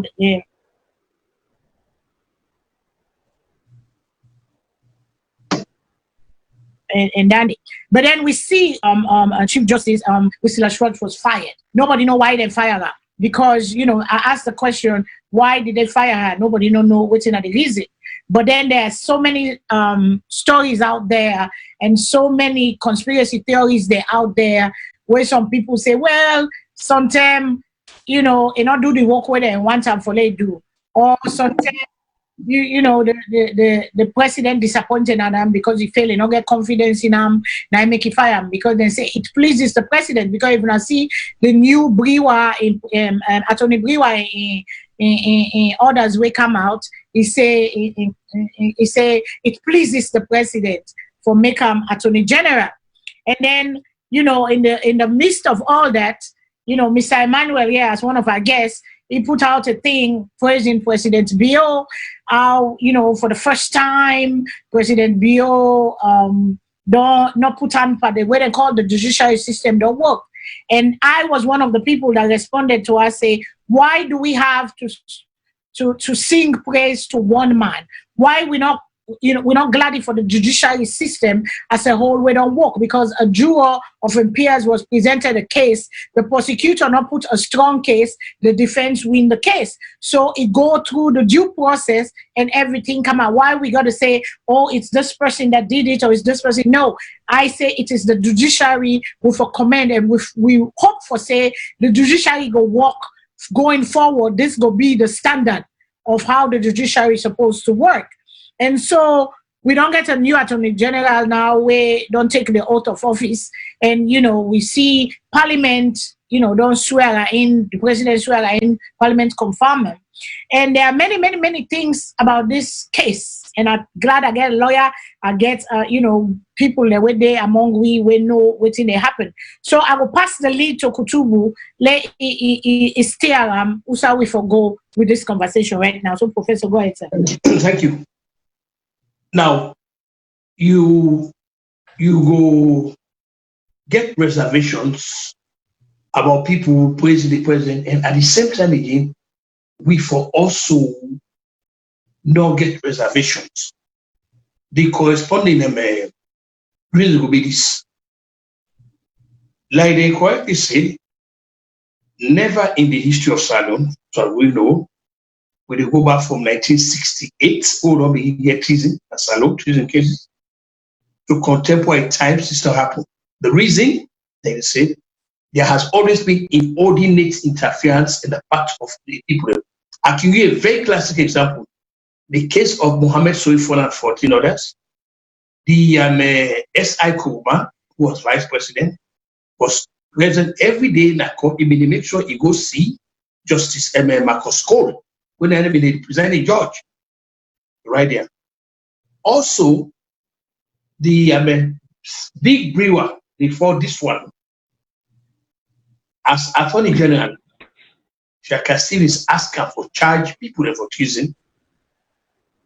You know, agree to say you don't see anything which is enabled. What do I do? They get the full NAP book for being part of that. And here is the extraordinary juxtaposition of irony and contradiction. The lead defense counsel, when I have like country, was also the lead prosecutor. You know, prosecutor, now the Justice Department under NAP book. When I be Attorney General, when they made the first case. Okay. Then of course, down the road, it can be now. In fact, the one will bring the cases in. So the irony, okay, if the case where got defended here, no, I mean, but also not the same case we got prosecuted. But that's so be academic. I look at it very academic. Now a conjecture. What you they do now without belaboring the fact, say, well, the school of thought say this, the school of thought say that, the conspiracy they say the what you the fundamental question would they actually. Do we actually in Salone or Africa in particular Salone, do we need treason? You need treason. Because when you look actually at treason, what's not actually treason, you look up and they ask, they not ever do that kind of thing. Because if there's any country where for charge people for treason now during the war now, we under President Abraham Lincoln, the Confederate forces them, we actually take up arms against the United States. But after that, the president looked at so many people over there, so that nothing. So, I know they look into the merits whether, oh yes, the defense did this, the prosecution did this. The whole thing, the way I look at these cases in Africa in general, but in particular in Salone, treason cases are actually cases that, governments them, they use them for against or after their perceived enemies.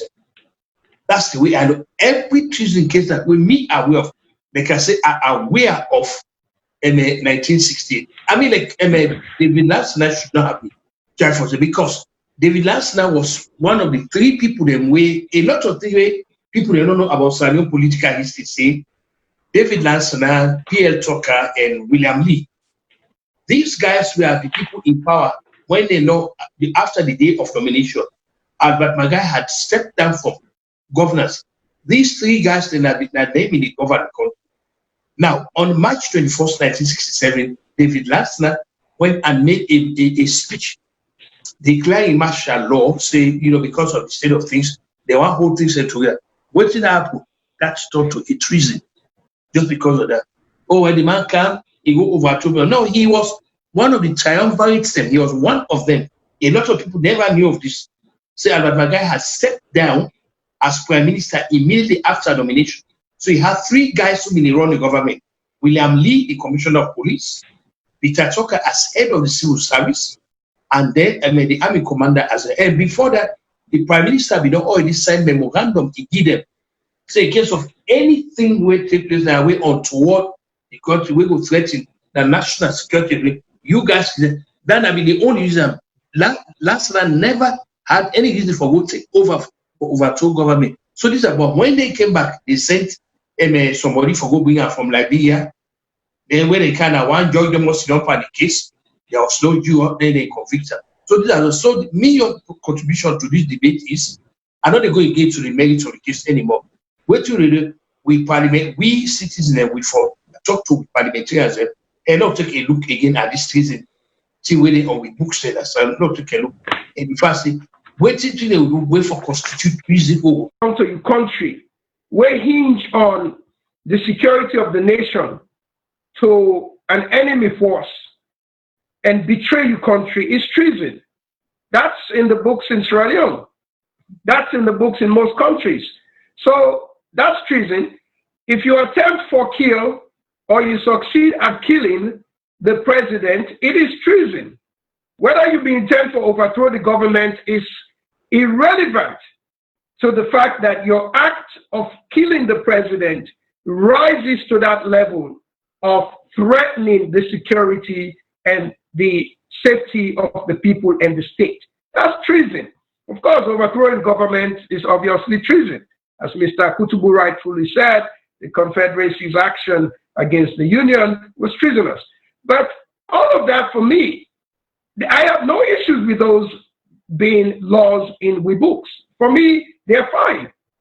And because there are responsibilities where citizens then get to their sense of patriotism and loyalty to the state, without which the sovereignty and the sacred nature of the state, I think, is seriously questioned, even within the morality of citizens.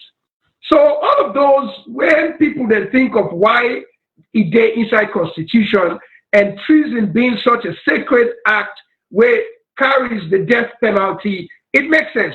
Again, let me just say on this show, me not an opponent of the death penalty under any circumstance.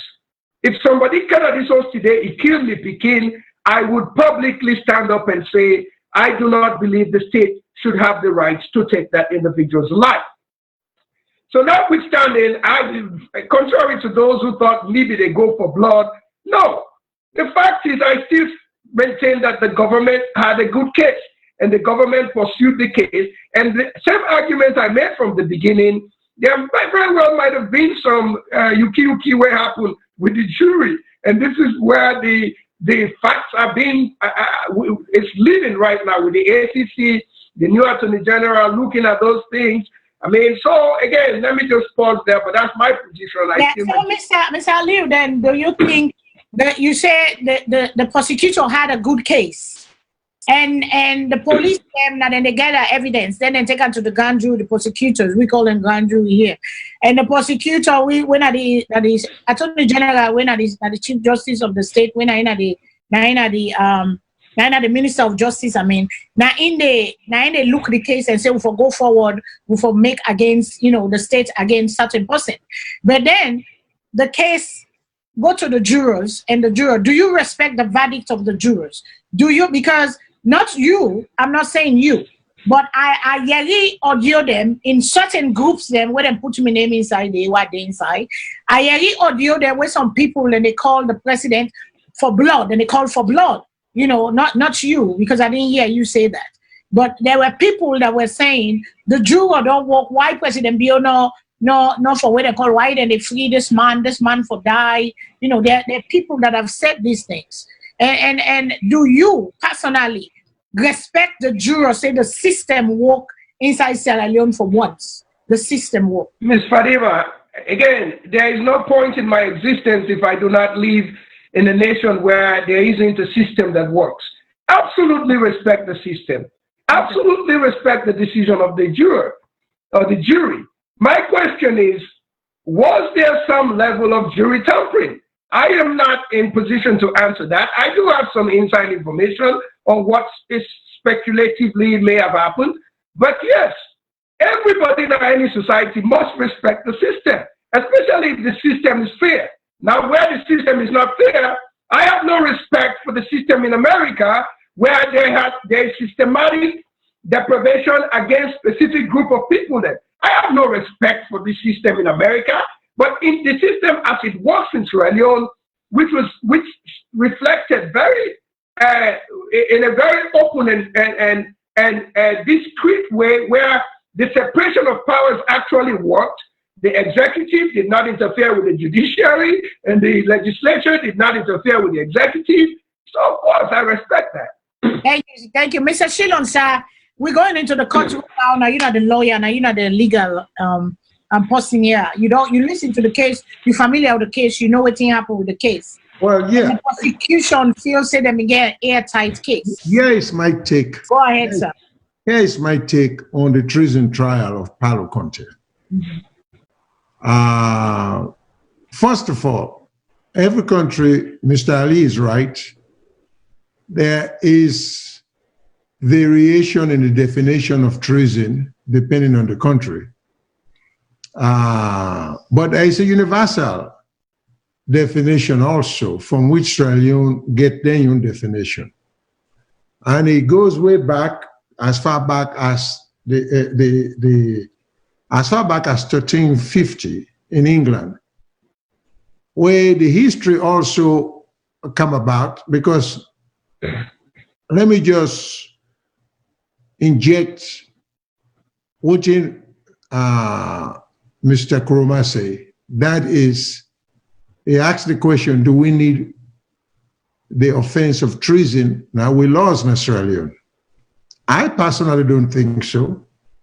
I don't think Sierra Leone is other than for political purpose. I don't think we've ever had a case in Sierra Leone that is genuinely can be characterized as treasonable or a case of treason. I think every treason case in Sierra Leone, as far as I know, has had political taint to it. They use the crime of treason for prosecute political opponents, and that's the danger.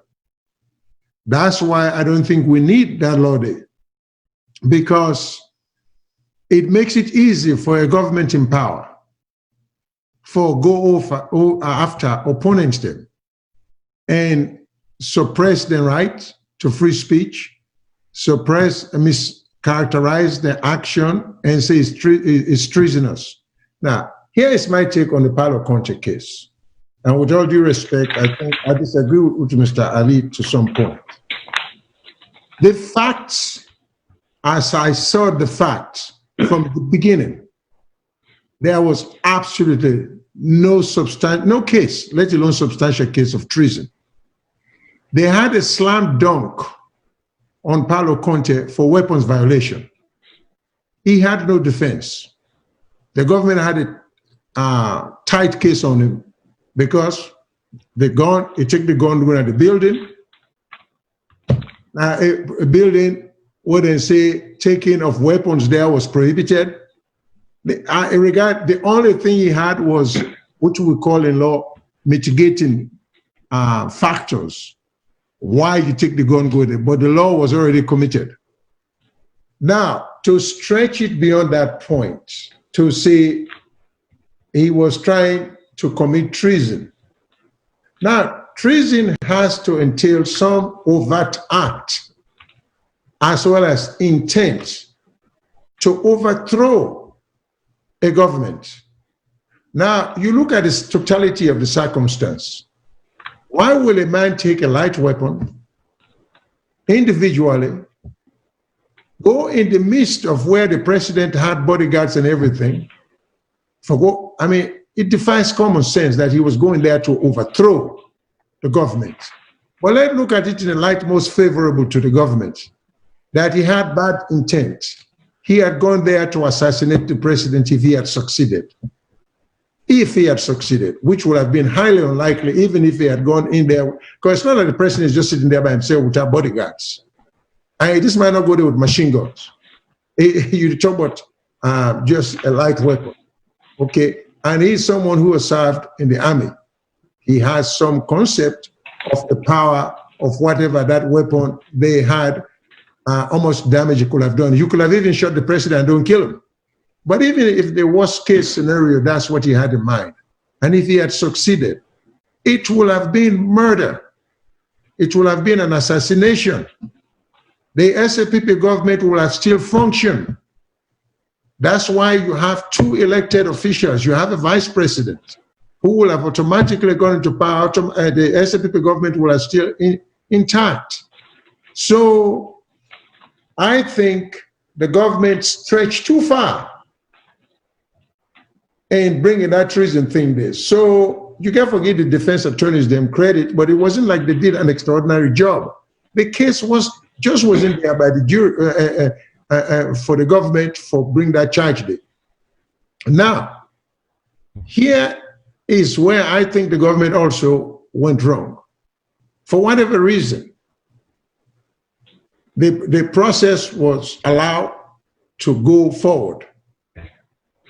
And to the credit of the government, in my view, to the pride of the country and we, the Sierra Leoneans, that at least we have something we can be proud of and say, hey, you know what? At least government not interfere in certain cases then, because that was the appearance in the beginning. Then the trial went on. The defense prevailed. Okay, he was found guilty of the gun charges which they always had against him. Now, what I don't understand,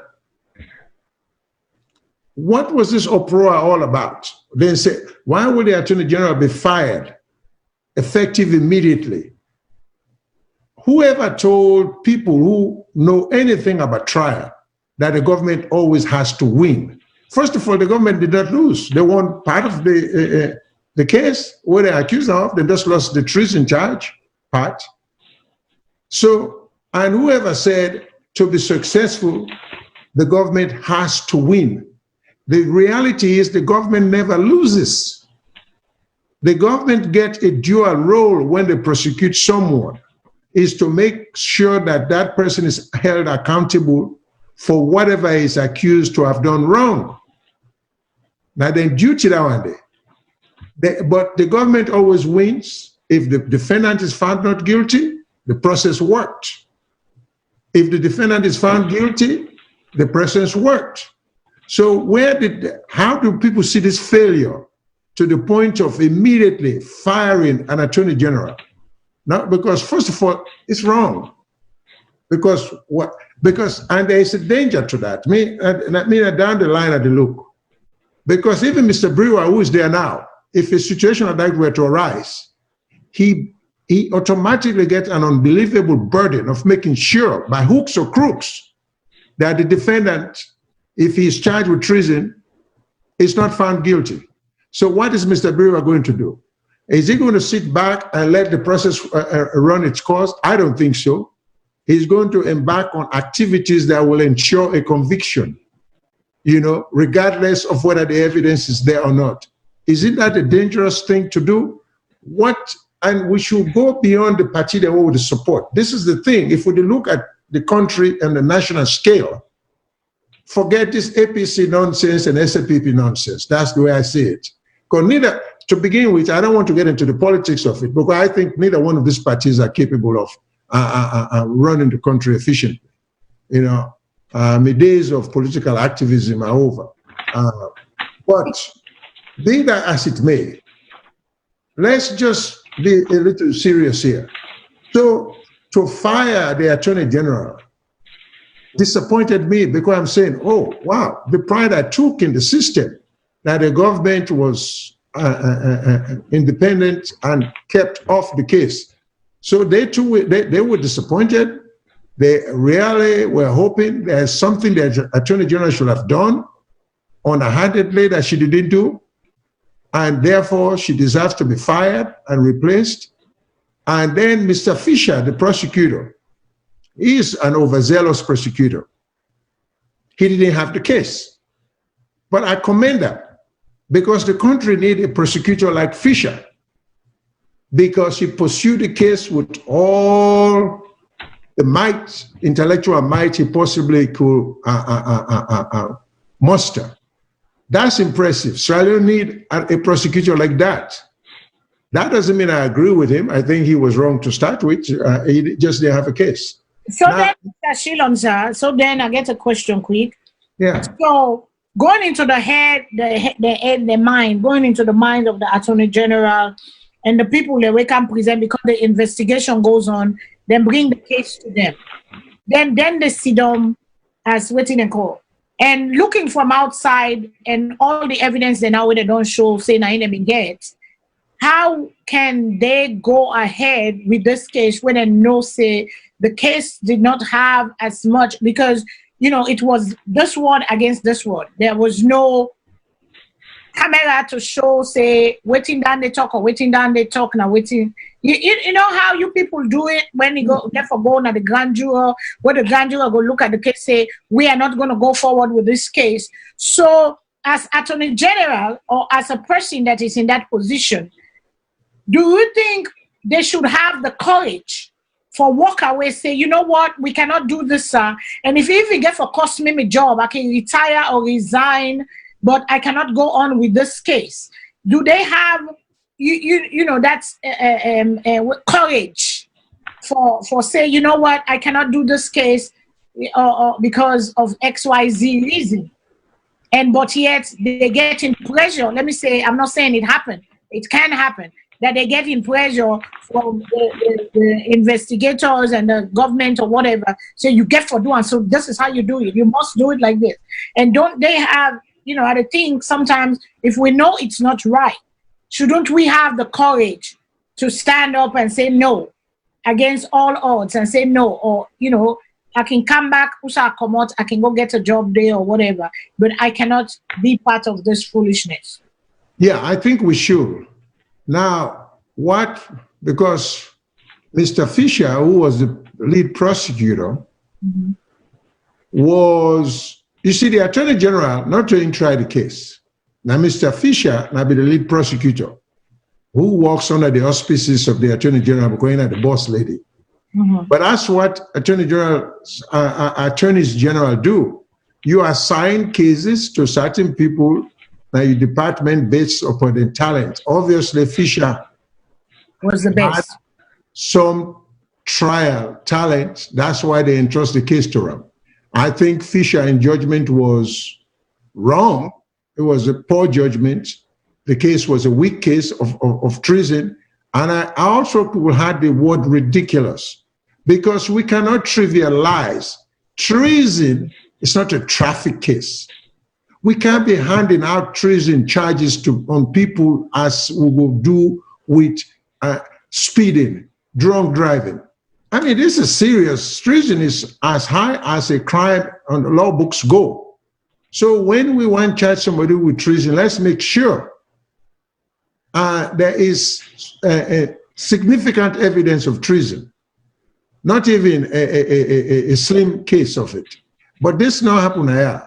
So I don't know what Mr. Fisher's motivation was. It could be just his own personality. It could be just his own motivation for making a name for himself. It could be just because he actually believed there was a case of treason, but he was wrong on that. So my point is, once that trial they took off and it ended the way it ended, we all should be proud. I think it's, you know, in fact, Sierra Leone looked good in the eyes of the world for, say, here was someone who was charged with a crime of treason, the court and the jury. In fact, to me, the most impressive set of people, unless there is evidence that there was jury tampering, which I don't think, I think they're trying to make out for one. But if the jury impressed me in the sense that they were intelligent enough to be able to see through the charges and come out with what I consider to be a correct verdict.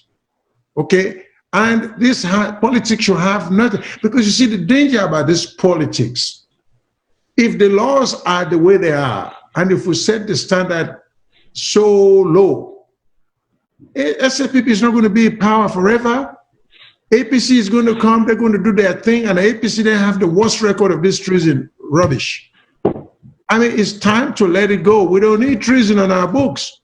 You can go after your political opponents then with other laws. So, but my position simply is, I think if you analyze that trial day objectively and the proceedings, okay, the verdict was right. That was the right verdict. Any guilty verdict will have been a miscarriage of justice because there was no case. Now, that doesn't mean Paulo Conte probably didn't deserve what he's going through, because now they all complicate the situation as it is. You see, these guys don't look past their nose, forgetting the fact that you may get caught in the process where you try for set for the other side. Okay, but I think the BO government made the fire, even if they want to fire the Attorney General, they should have let time pass. Don't use that as the basis to fire her. Because what did she do wrong? Just because she lost the case? Whoever said the state should always win a case? The state never loses a case. As far as I know, and I'm an experienced trial lawyer, I've had my own experience with jury trials, and these are fundamental things, you know. And so why she was fired, and I understand Mr. Fisher, if he's not been fired, he's been chastised, and then questioning qualification, and then you know, it is bad. I think we just really need to up the game a little bit, and we just can't keep this going. Jury selection, sir. The jury selection, Mr. Ali. You made Mr. Ali. They say Ali, sorry. Mr. Emmanuel Ali, you made a thing say there was jury tampering. How they may select the jurors? Those are serious allegations now. They have facts to support that. How you don't say there was jury tampering. They don't put it out there, say they don't tamper with the juror and all then stuff. Then how did they select the jury? How they go the process? What is the process? Is it like over here? Do they do the same? Because I don't know how then they select the jury. I can help you with that. I can help the audience with that. Yes, but let me make some corrections, though. I think we've gone too hard on Fisher. We missed a point, a very critical point in the case where I think you mentioned Fadima and lawyer Shilon mentioned, but we missed that point. Calling Fisher an overzealous prosecutor wrong, because not so Fisher. I said maybe. Okay, yeah, but I think this is the point we missed. Okay. This case did go to the equivalent of what is considered a grand jury, which is the magistrate level hearing. Now, when Paulo Conte was arrested, he was taken in front of a magistrate court. When he was taken in front of a magistrate court, it was at that hearing, which is the equivalent of what a grand jury is in America, that the magistrate decided, the magistrate had to rule whether in fact there was merit on the case. So yes, now the magistrate court at the lower level now make the decision. Let me just clarify that. Okay. But let me help you with the decision on jury selection. I know the entire process and I know how it was done. Okay. So here's what help us out, please. Exactly. Here's how it happened. Again, actually, let me back step a little bit. The Attorney General and Minister of Justice, which are two roles in the Constitution, was not fired because he lost the case. I think it's important for the public to know that. He was fired because his role as Minister of Justice is to manage the judiciary in Sierra Leone. Whether it's judiciary reforms or the process of jury selection, the process of jury sequestration, and the process for ensure fairness to everyone. Now, yes, if the president lost confidence in the process because there was significant evidence to believe that the jury, in fact, had been tampered with, then you can see how the connection to mismanaging the process would have given cause for termination. Well, don't you think people should have been charged by now if that's a fact? Well, I can. Crime, they should be charged. Well, every crime has an investigative process. But let me just explain how the jury. Let me just explain how the jury was selected. Okay, sir. So the Attorney General in office, through the Solicitor General or the Prosecutor General in Sierra Leone, who was in charge of the case, sent letter to about 50 plus departments them and ministries them in Sierra Leone, and asked the department heads them for suggest outstanding citizens, again, not employees, citizens among their departments, and send names. So series of names were sent from various departments and ministries of Sierra Leone. Those names went to the court, the High Court. Those names were put in a box, and there was a selection, a random selection of 50 of those names in the presence of the defense and the judiciary that went into another box. Now, once those 50 names went into that box, Paulo Conte and the other defendants and the government, on the other hand, now had an opportunity to set a jury of 12. And by Sierra Leone Constitution, you needed 10 pro-guilt to actually have a conviction. They did not even need a unanimous 12. They needed 10 out of 12. But during the selection process, each defendant in a treason or capital case has the right to oppose to 3 of those 50 names. The government did not have the right to oppose, unlike our own judicial system in America, where the prosecution and the defense both can oppose a given name. In our own system, the defense was the only one that had the opportunity to oppose a name they did not want to be seated on the jury. Each of them had 3, and they had a decision to be tried as a group. Because they were tried collectively, now they had the opportunity to oppose 9 names. As they were drawing from the box, Paulo Conte opposed to names he believed he did not want on the jury. And so 9 were eliminated and 12 were selected. Once they were selected, I can tell you, those people were sequestered. I can give you the location if you want it, but I will not. Go ahead, please help us out, because we don't know. Yes, they were sequestered. I'm not going to give the location, but they were sequestered at a specific location with bailiffs and sheriffs guarding them. Their telephones were taken from them, I can tell you that. But the bailiff, who was in charge not to have contact with them, but to make sure when they were taken to the court, they were taken back, their food and all the amenities were necessary. It was in the West. They were actually selected in the West End, I can give you that much. In the Western area, in the farthest Western area, I can give you that much. So the sequestration happened, phones were taken. Notwithstanding, the bailiff was there to make sure their welfare was taken care of, and that nobody had any contact with them. I can tell you the prosecution did not. The prosecution had no contact with them. And as most people know, once you've been seated as a jury, you can ask questions of the judge, but you cannot contact the defense, nor can you contact the prosecution. You're now left to make a decision outside of any information. Now, I can even give you exactly, because Lawyer Salone said I made a serious accusation. I can tell you my sources, and I speak to the government. I can tell you that. I'm not bragging. I just have connections, and I'm my party. Hey. It's not like I got it like that, but I'm just saying. Yeah. So no, but yes, at the end of the trial, there was significant evidence. I can tell you this, and I can say it with some degree of authority. I wouldn't say it and put my reputation on the line. The jury did contact the bailiff, and some request for money was made to subvert justice. That is a very credible evidence. There is very credible evidence to support that claim. They did contact the bailiff. I'm not going to give you any more detail as to whether they were asking the prosecution to give money or whether they were asking the defense. But I can tell you, subsequently, there is belief that some money transpired.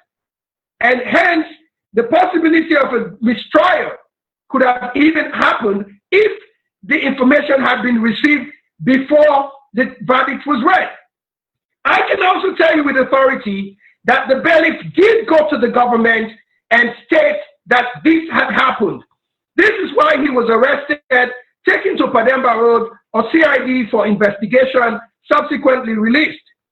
I cannot delve into the reasons why he was released, but I can tell you all of these things happened. There's a lot more to it. So yes, we're not making light accusations. This event, as I explained to you, from a very credible source, did occur. Mr. Ali. Yes, sir. The reason why I have difficulty believing any of that is simple. We have to apply some sense of logic here. Besides going into the challenges, preemptory challenges, if in fact there is credible evidence, even subsequent to the trial, that there was jury tampering, just listening to you, okay, that will have automatically been the headlines as to what transpired. What you just mentioned, nobody know to say that in Sierra Leone, everybody just the rumor that. Number one. Two, do you really believe the way Sierra Leone is set up?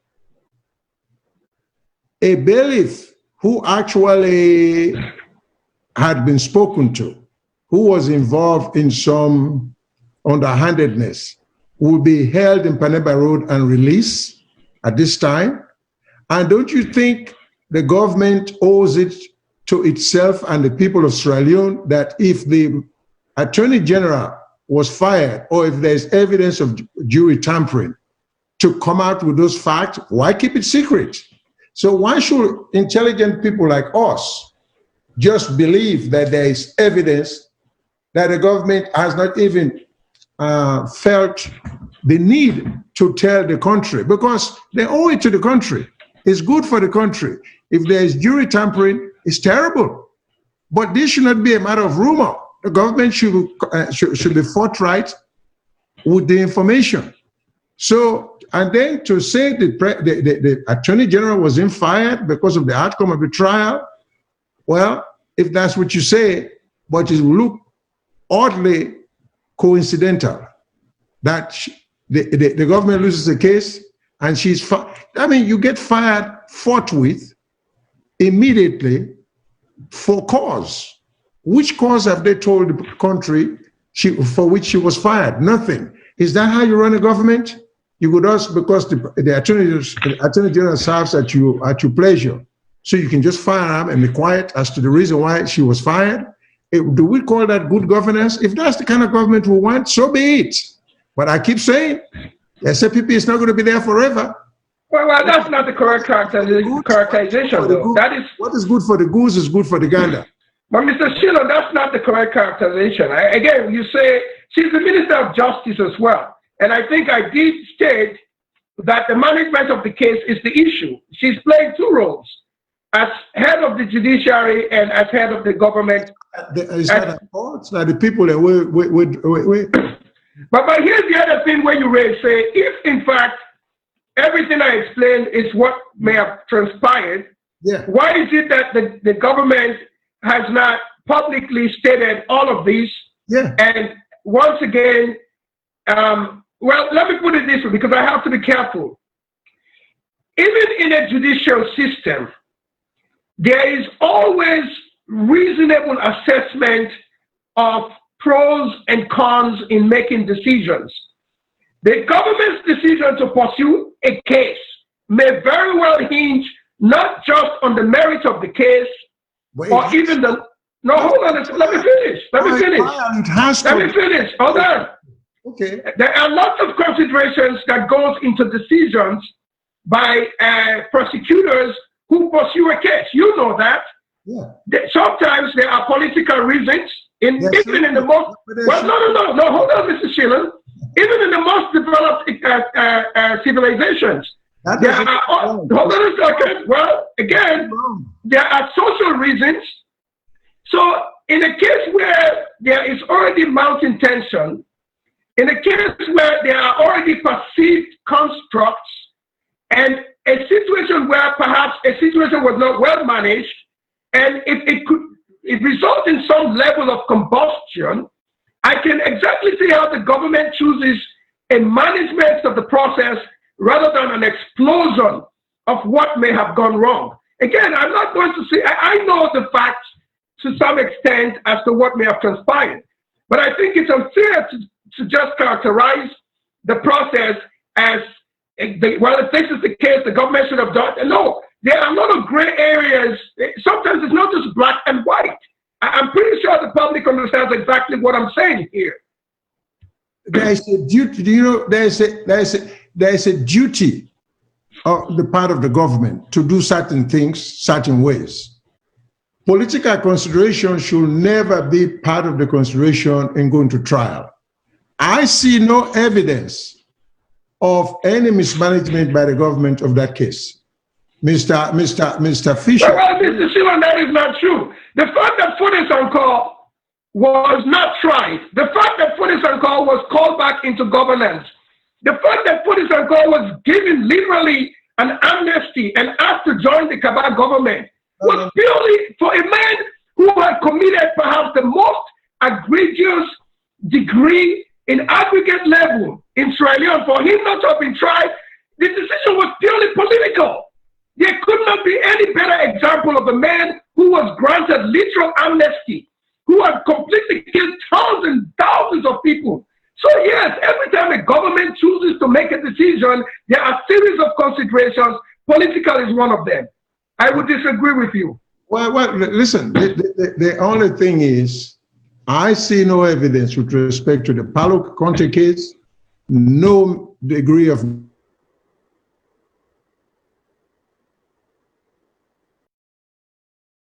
competent prosecutor, and I think he did a good job. Well, I know a little bit more than you in terms of the inside information. Well, I'm telling you. We all should know the same thing. This should not be a political thing. You know some, I don't know some. Put it out there so we all can make a better judgment. I have put it out there, and you're choosing not to believe what I'm saying. This is the danger. But I've put it out there. I've laid out the case, and you're disputing it. Oh no, because I have to have facts to dispute. I started in a situation where political considerations do come into prosecutorial decisions. I think we should agree on that. No, I wouldn't agree with you on that, because my position, it does come into it, but it shouldn't, is my point. It should. Well, we can go back into case study and review series of times when that has happened. And it was for the benefit of the country. We've done it before tons of times. In fact, the best example we can give, like what you're saying, which I'm saying, when the Confederate soldiers surrendered in this country, they could have been charged with treason, but for the good of the country, they were not charged. I understand that, you know, but I am also arguing that in a proper setting, Nixon should have been tried after he resigned, but he was pardoned. Well, listen. Political consideration. Okay, so for the good of the country. Well, listen now. What's good for the goose is good for the gander. If you live long enough, unless SLPP stays in power forever, if all these things you're saying are so great, let's hope when the other side comes to power one day, there will not be any argument to the contrary. But I'm telling you, don't go to that point. We pray to God. Well, I'm telling you, we're there on the wrong track.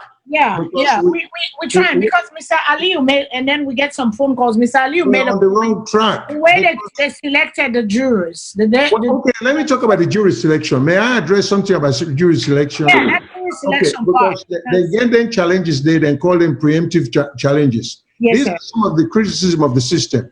If the government in Sierra Leone doesn't have a right to preemptory challenge, I'd like to know why. Because they too, I mean, you forget, when we call them preemptory challenge, for no reason, you don't have to give a reason. First of all, the process of selection, I think, is antiquated and it's backward. Because you don't have to contact the departments. You could get people's name from driver's license offices. You can get voters registration. Voters registration. And we can develop our own thing. We don't have to write department heads them for giving names. Yeah, okay. That's the part that. And the purpose of when we're going to call, we need for develop our own system based upon what we all know now. Yeah. And preemptory, if the government is at a disadvantage by not having a preemptory challenge, I think that's one-sided. That it shouldn't be. The government should have just both the government and the defense should be on the same footing. And now, with respect to the defense combined the trial, therefore they had more preemptive challenges. I think that was a dangerous tactic by the defense. If I'm defending a case like that, I want my client to be tried by himself. I know, and so I don't think it made sense, but they thought it made sense for them for just get advantage. How do you know? Because the preemptory challenges them, you get limit. It's not like you have unlimited challenges. So if we have 6 co-defendants, when I get 18 preemptory challenges out of 50 prospective jurors to form the jury, the pool of jury.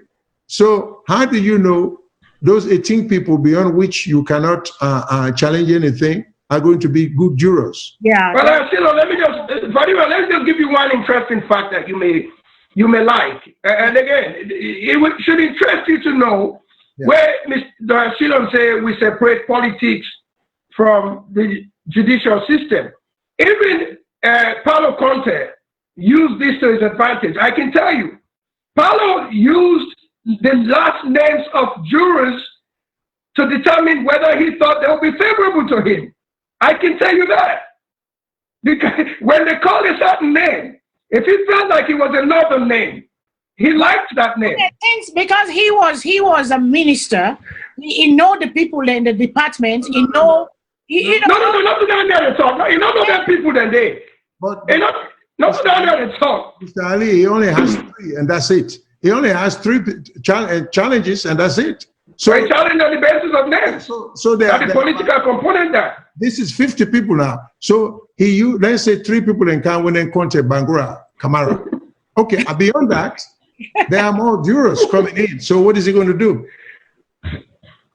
Well, again, the system, the juror, the way they select the jurors, they will change that, they will work on them. That's why, this is the problem, Australia. We're not creative. We're not try. I will get the system from the white man, and so we keep on. We're not try for modifier for suit we think in the best interest of the country. I keep emphasizing that the politics part should be out of it, Okay. And then, well, again, our tradition with the British system, I mean, the British Constitution and written traditions, sometimes it's so difficult for change these antiquated processes.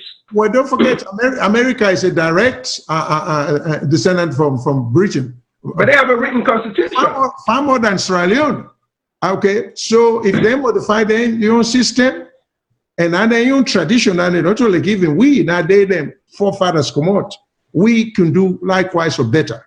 Yeah. We're not stuck with British, the way the British then left and give away. Okay. Did they say we have phone calls? How much phone call we get? We need to wrap up. I saw they said we had phone calls. How many people we got on the line? I think they are they on? Can we take a few of them? I don't see a sign, but yeah, we're trying to wrap up. So if there's a caller, can you push them through quick? Let's finish up. And they're going to be the last set. We're going to wrap up. Hello. Okay, we just have one right now. Okay. Good morning. Good evening, caller. What's your name and who's the call from, please? Hello, Fadima. This is Janet Matamusa here. Yes. Hi, Miss Janet. My sympathy for your brother. Going for your family. Thank you so very much. Yes. Yes, yeah, ma'am. Go ahead. Yes, I just follow the program all throughout. And the question really, not to Mr. Shilon, first is a statement, then a question. Mr. Shilon, first of all, I want to say to you, thank you very much for what you do on this program, because every time you come here, it's not only talking to us, but teaching as well. You know, when I listen to Mr. Ali and some of the things what you don't claim, and I'm really happy that you kept saying the danger of this and the danger of that. Because what we have seen in Sierra Leone is not only Mr. Ali himself. A good number of Sierra Leoneans, and they presume say they understand the law, they sabi for interpreter, and they sabi for applier. And by doing so, then they endanger the lives of others. You know, and when Palo Conte and case start, everybody, you don't have to go to law school to understand that there was no overt act, and therefore there was no treason. You know, there was nothing. They're not getting no evidence. We go pinpoint to the idea of even say, yeah, there is a case here. You know, so, you know, there's so much. And within me don't learn from you today, there's so much I have learned from you. But going forward, within I really want to ask you now is that if they can sack the Attorney General, what happened to the DPP? Because after all, when a case goes to, before the case they go to court for trial or anything, the DPP then go determine whether that case they get enough evidence for me to push and go through the trial. The AG is being kicked out, but he is sitting there pretty. How would you want to explain that to me so I can get a better understanding? Okay. Thank you, Madam Martha. You done? Yeah. Thank you so much. Yeah. Thank you, Mr. Shilon. I don't know if you are quick. But we get 3 more calls on the line. Yeah. I mean, I don't know if you want to answer and quick or we'll take the 3 callers. Then. So let's use that for wrap up. Okay. When I keep the question there, if I get response to that. Good evening, caller. What's your name? So they call from, please. Okay. Okay. Good morning, viewers. This is Umar from Switzerland. Yes, Mr. Umar. Good morning from Canada. Go ahead. Okay. You see, the government was ill-advised about Paulo Conte in case, you know. But the other mistake they would do, now when they go try to use political ways for caution the outcome of that trial. Everybody knows that the trial was witch hunting, the trial was not credible on the part of Paulo Conte, and everybody knows that they just been the trial for use any means to put them behind the bars. There was a crime there which he committed, but they don't go after that. Instead, they try to come up with some unnecessary charges against the man. Now the man don't go to court. They don't put into all kinds of traumas. They don't go to court. They don't try in defense or win the case. I think what the government do, like any responsible government, they just obey the outcome of the case and let Paleka it so.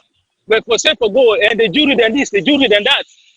Even the man waiting at the station now, they call names away saying I saw Paulo. In straight away, they try to bring the case into the way in one time, and not to say it for B. We get a system that's at the court. You know, if the government feels the case more than an EU part, and government feels part of a win case, let them go try the case, the outcome of the result. But to say for Sidona, social media, they call people and say jury then this, jury then that, and not fit a call for, you know. And this political thing, we got to put them behind. We focus on development. Thank you very much. Thank you, my brother. Let's take the last 2 callers. Good evening, caller. What's your name? Who's the call from, please? Caller, turn down you. Yes, good evening. Yes, good evening. Yes, hello, now they get me now? Yes, go ahead, please. All right, okay. I want to really thank Una very much. Ezekiel, I call from Missouri, St. Louis City. I want to thank Una. I mean, this is not a very, very interesting debate and conversation where I don't follow right through.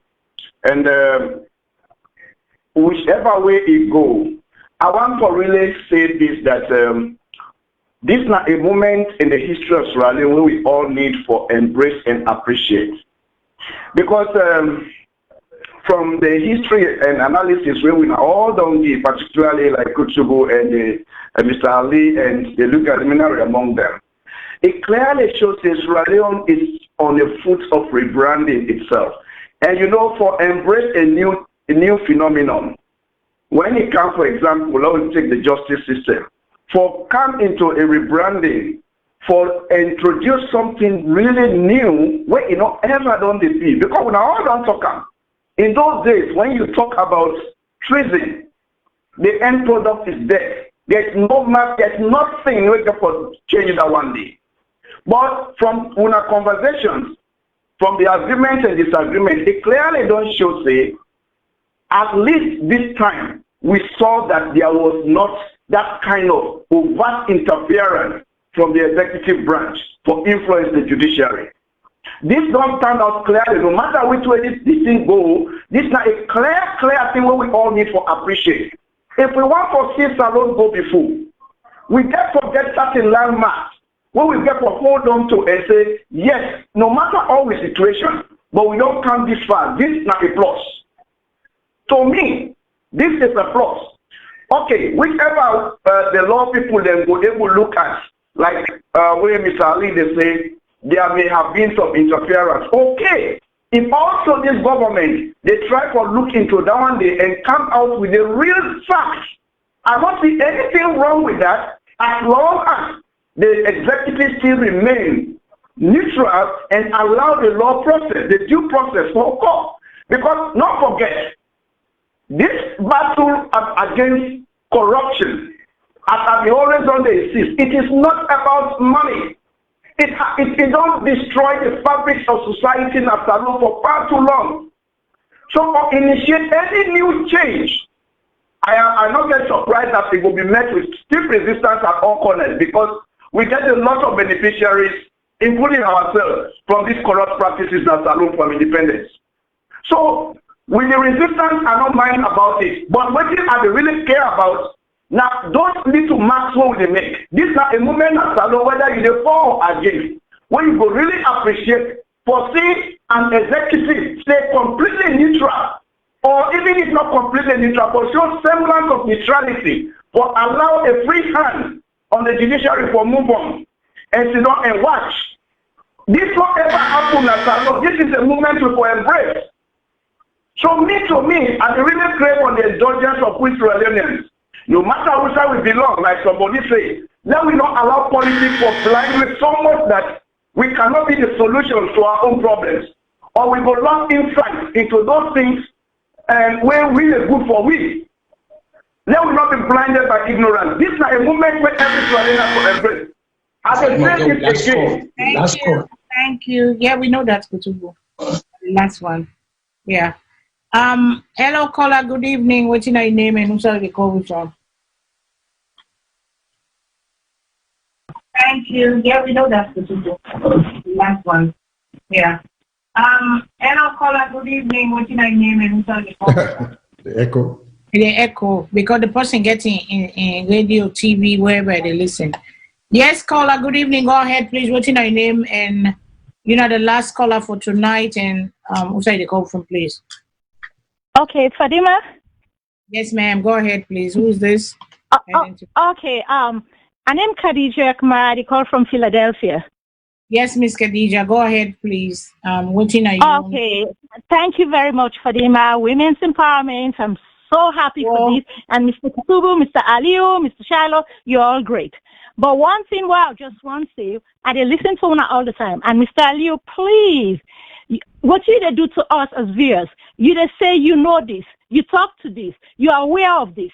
It's called viewer sabotage, listener sabotage. You just sabotage with interest in listening to you.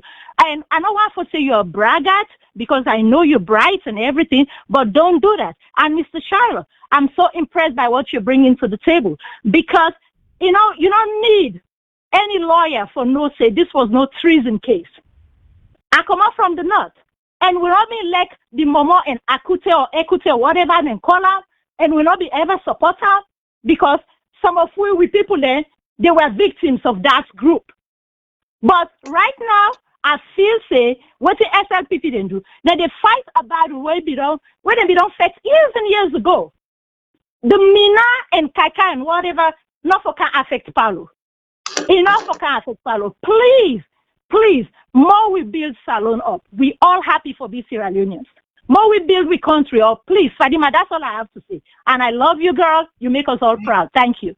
I love you too, darling. Thank you very much. Well, this is not the voice of Sierra Leone. We don't come to the end. Everybody in voice, everybody open. As long as they do it with respect, everybody get right for voice your opinion.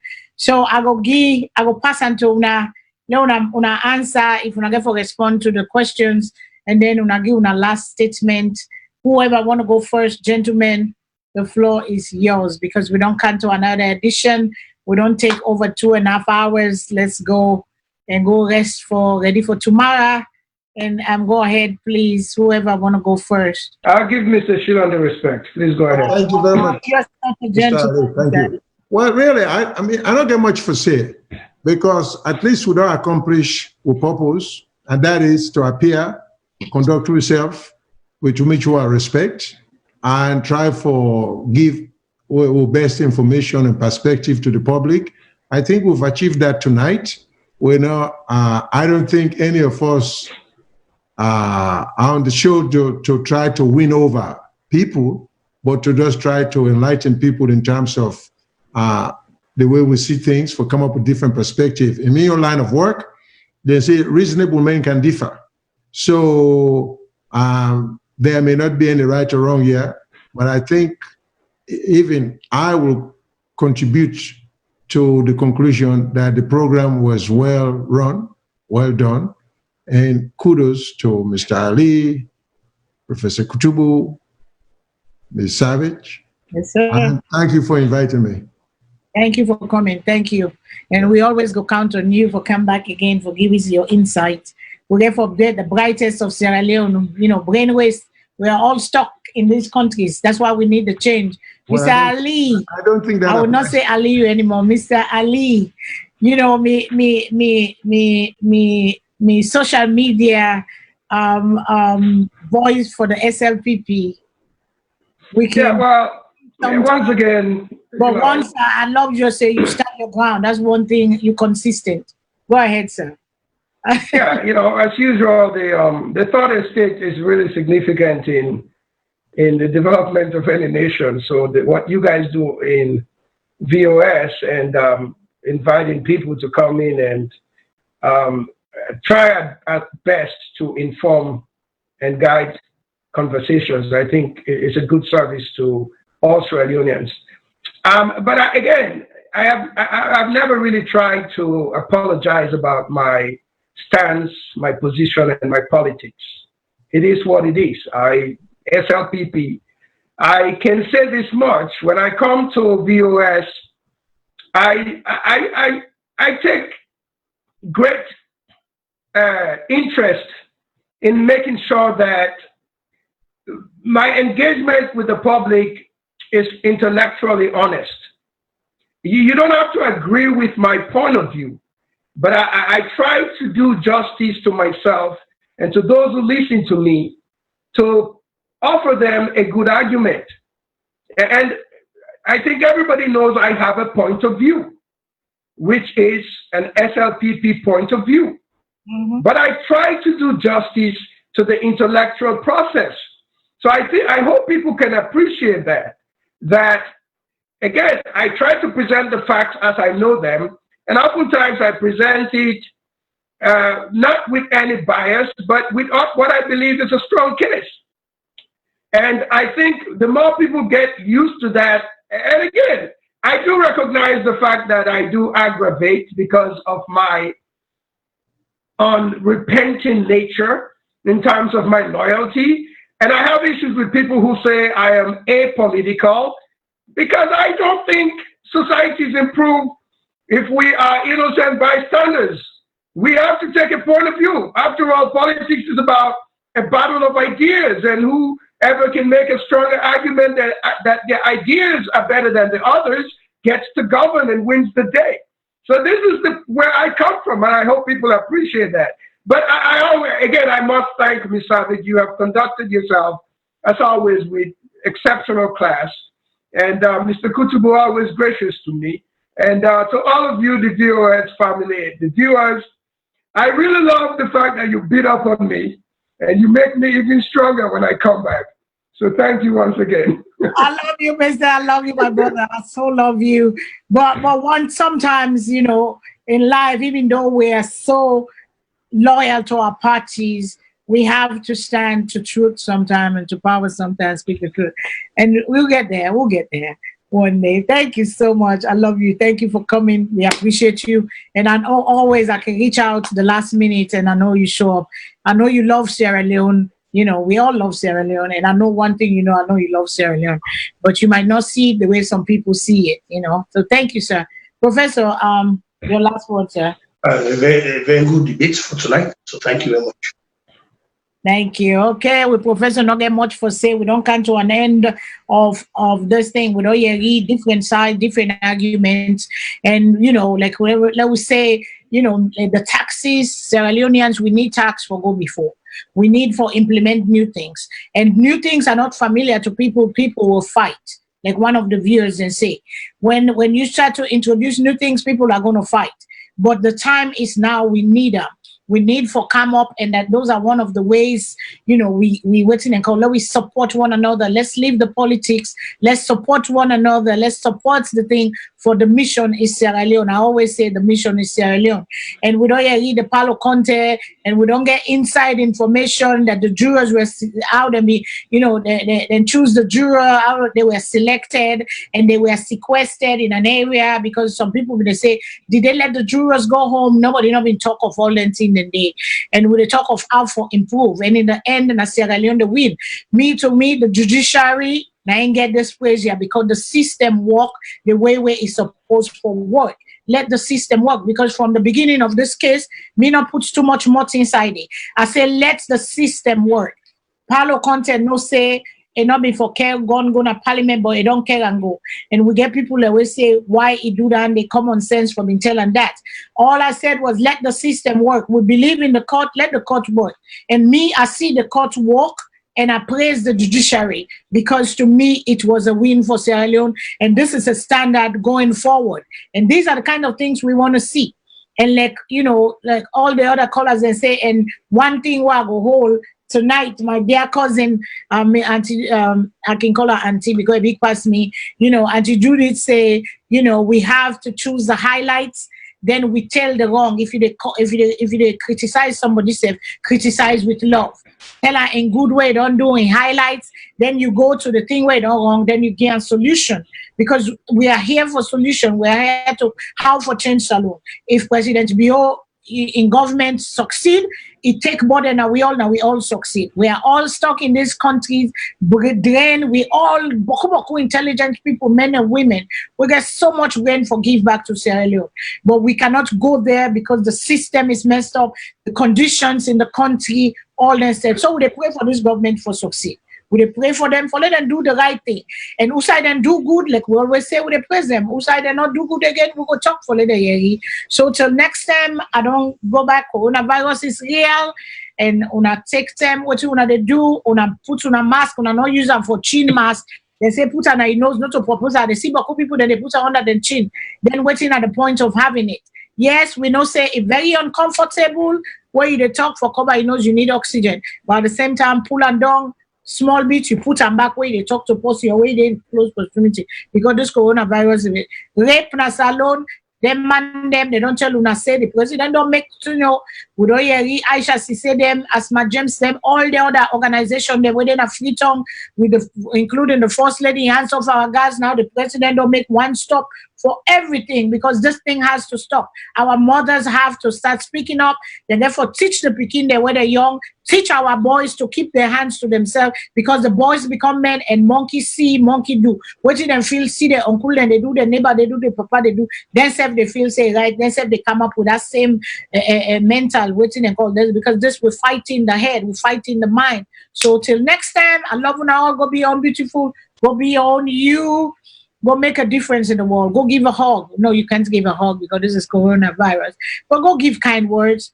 Go give to an organization. Give to somebody. Make a difference in somebody's life, because life is not all about you. We are all blessed. We say we're blessed. But what is the blessing if we're not able to share it with somebody else? If we're not able to help with brother or sister up? We want Salone for better, and I make we all sit there and talk. Until next time, I say good night and God bless we all, and let God bring we all back next week. He keep we from all the dangers of the world. And they want to go through trouble. Let God give them the strength. Pray for the strength. We pray for our country. We pray for our leaders. We pray for the president. Let it succeed, because we want to get wisdom. Let rule with wisdom. Till next time, I love you all. And remember, God is love. Good night. I'm out. Fadima. Bye. Why do a website when you can create an app for your business for free? Yes, with TAV App Maker, you can make an app as easy as pie. It only takes a few minutes. Simply choose a design template you like, add the features you want, and once you are happy with the results, publish it to Google Play and Apple Store, so your clients can download your app. Go to TAVAppmaker.com and create your free app today.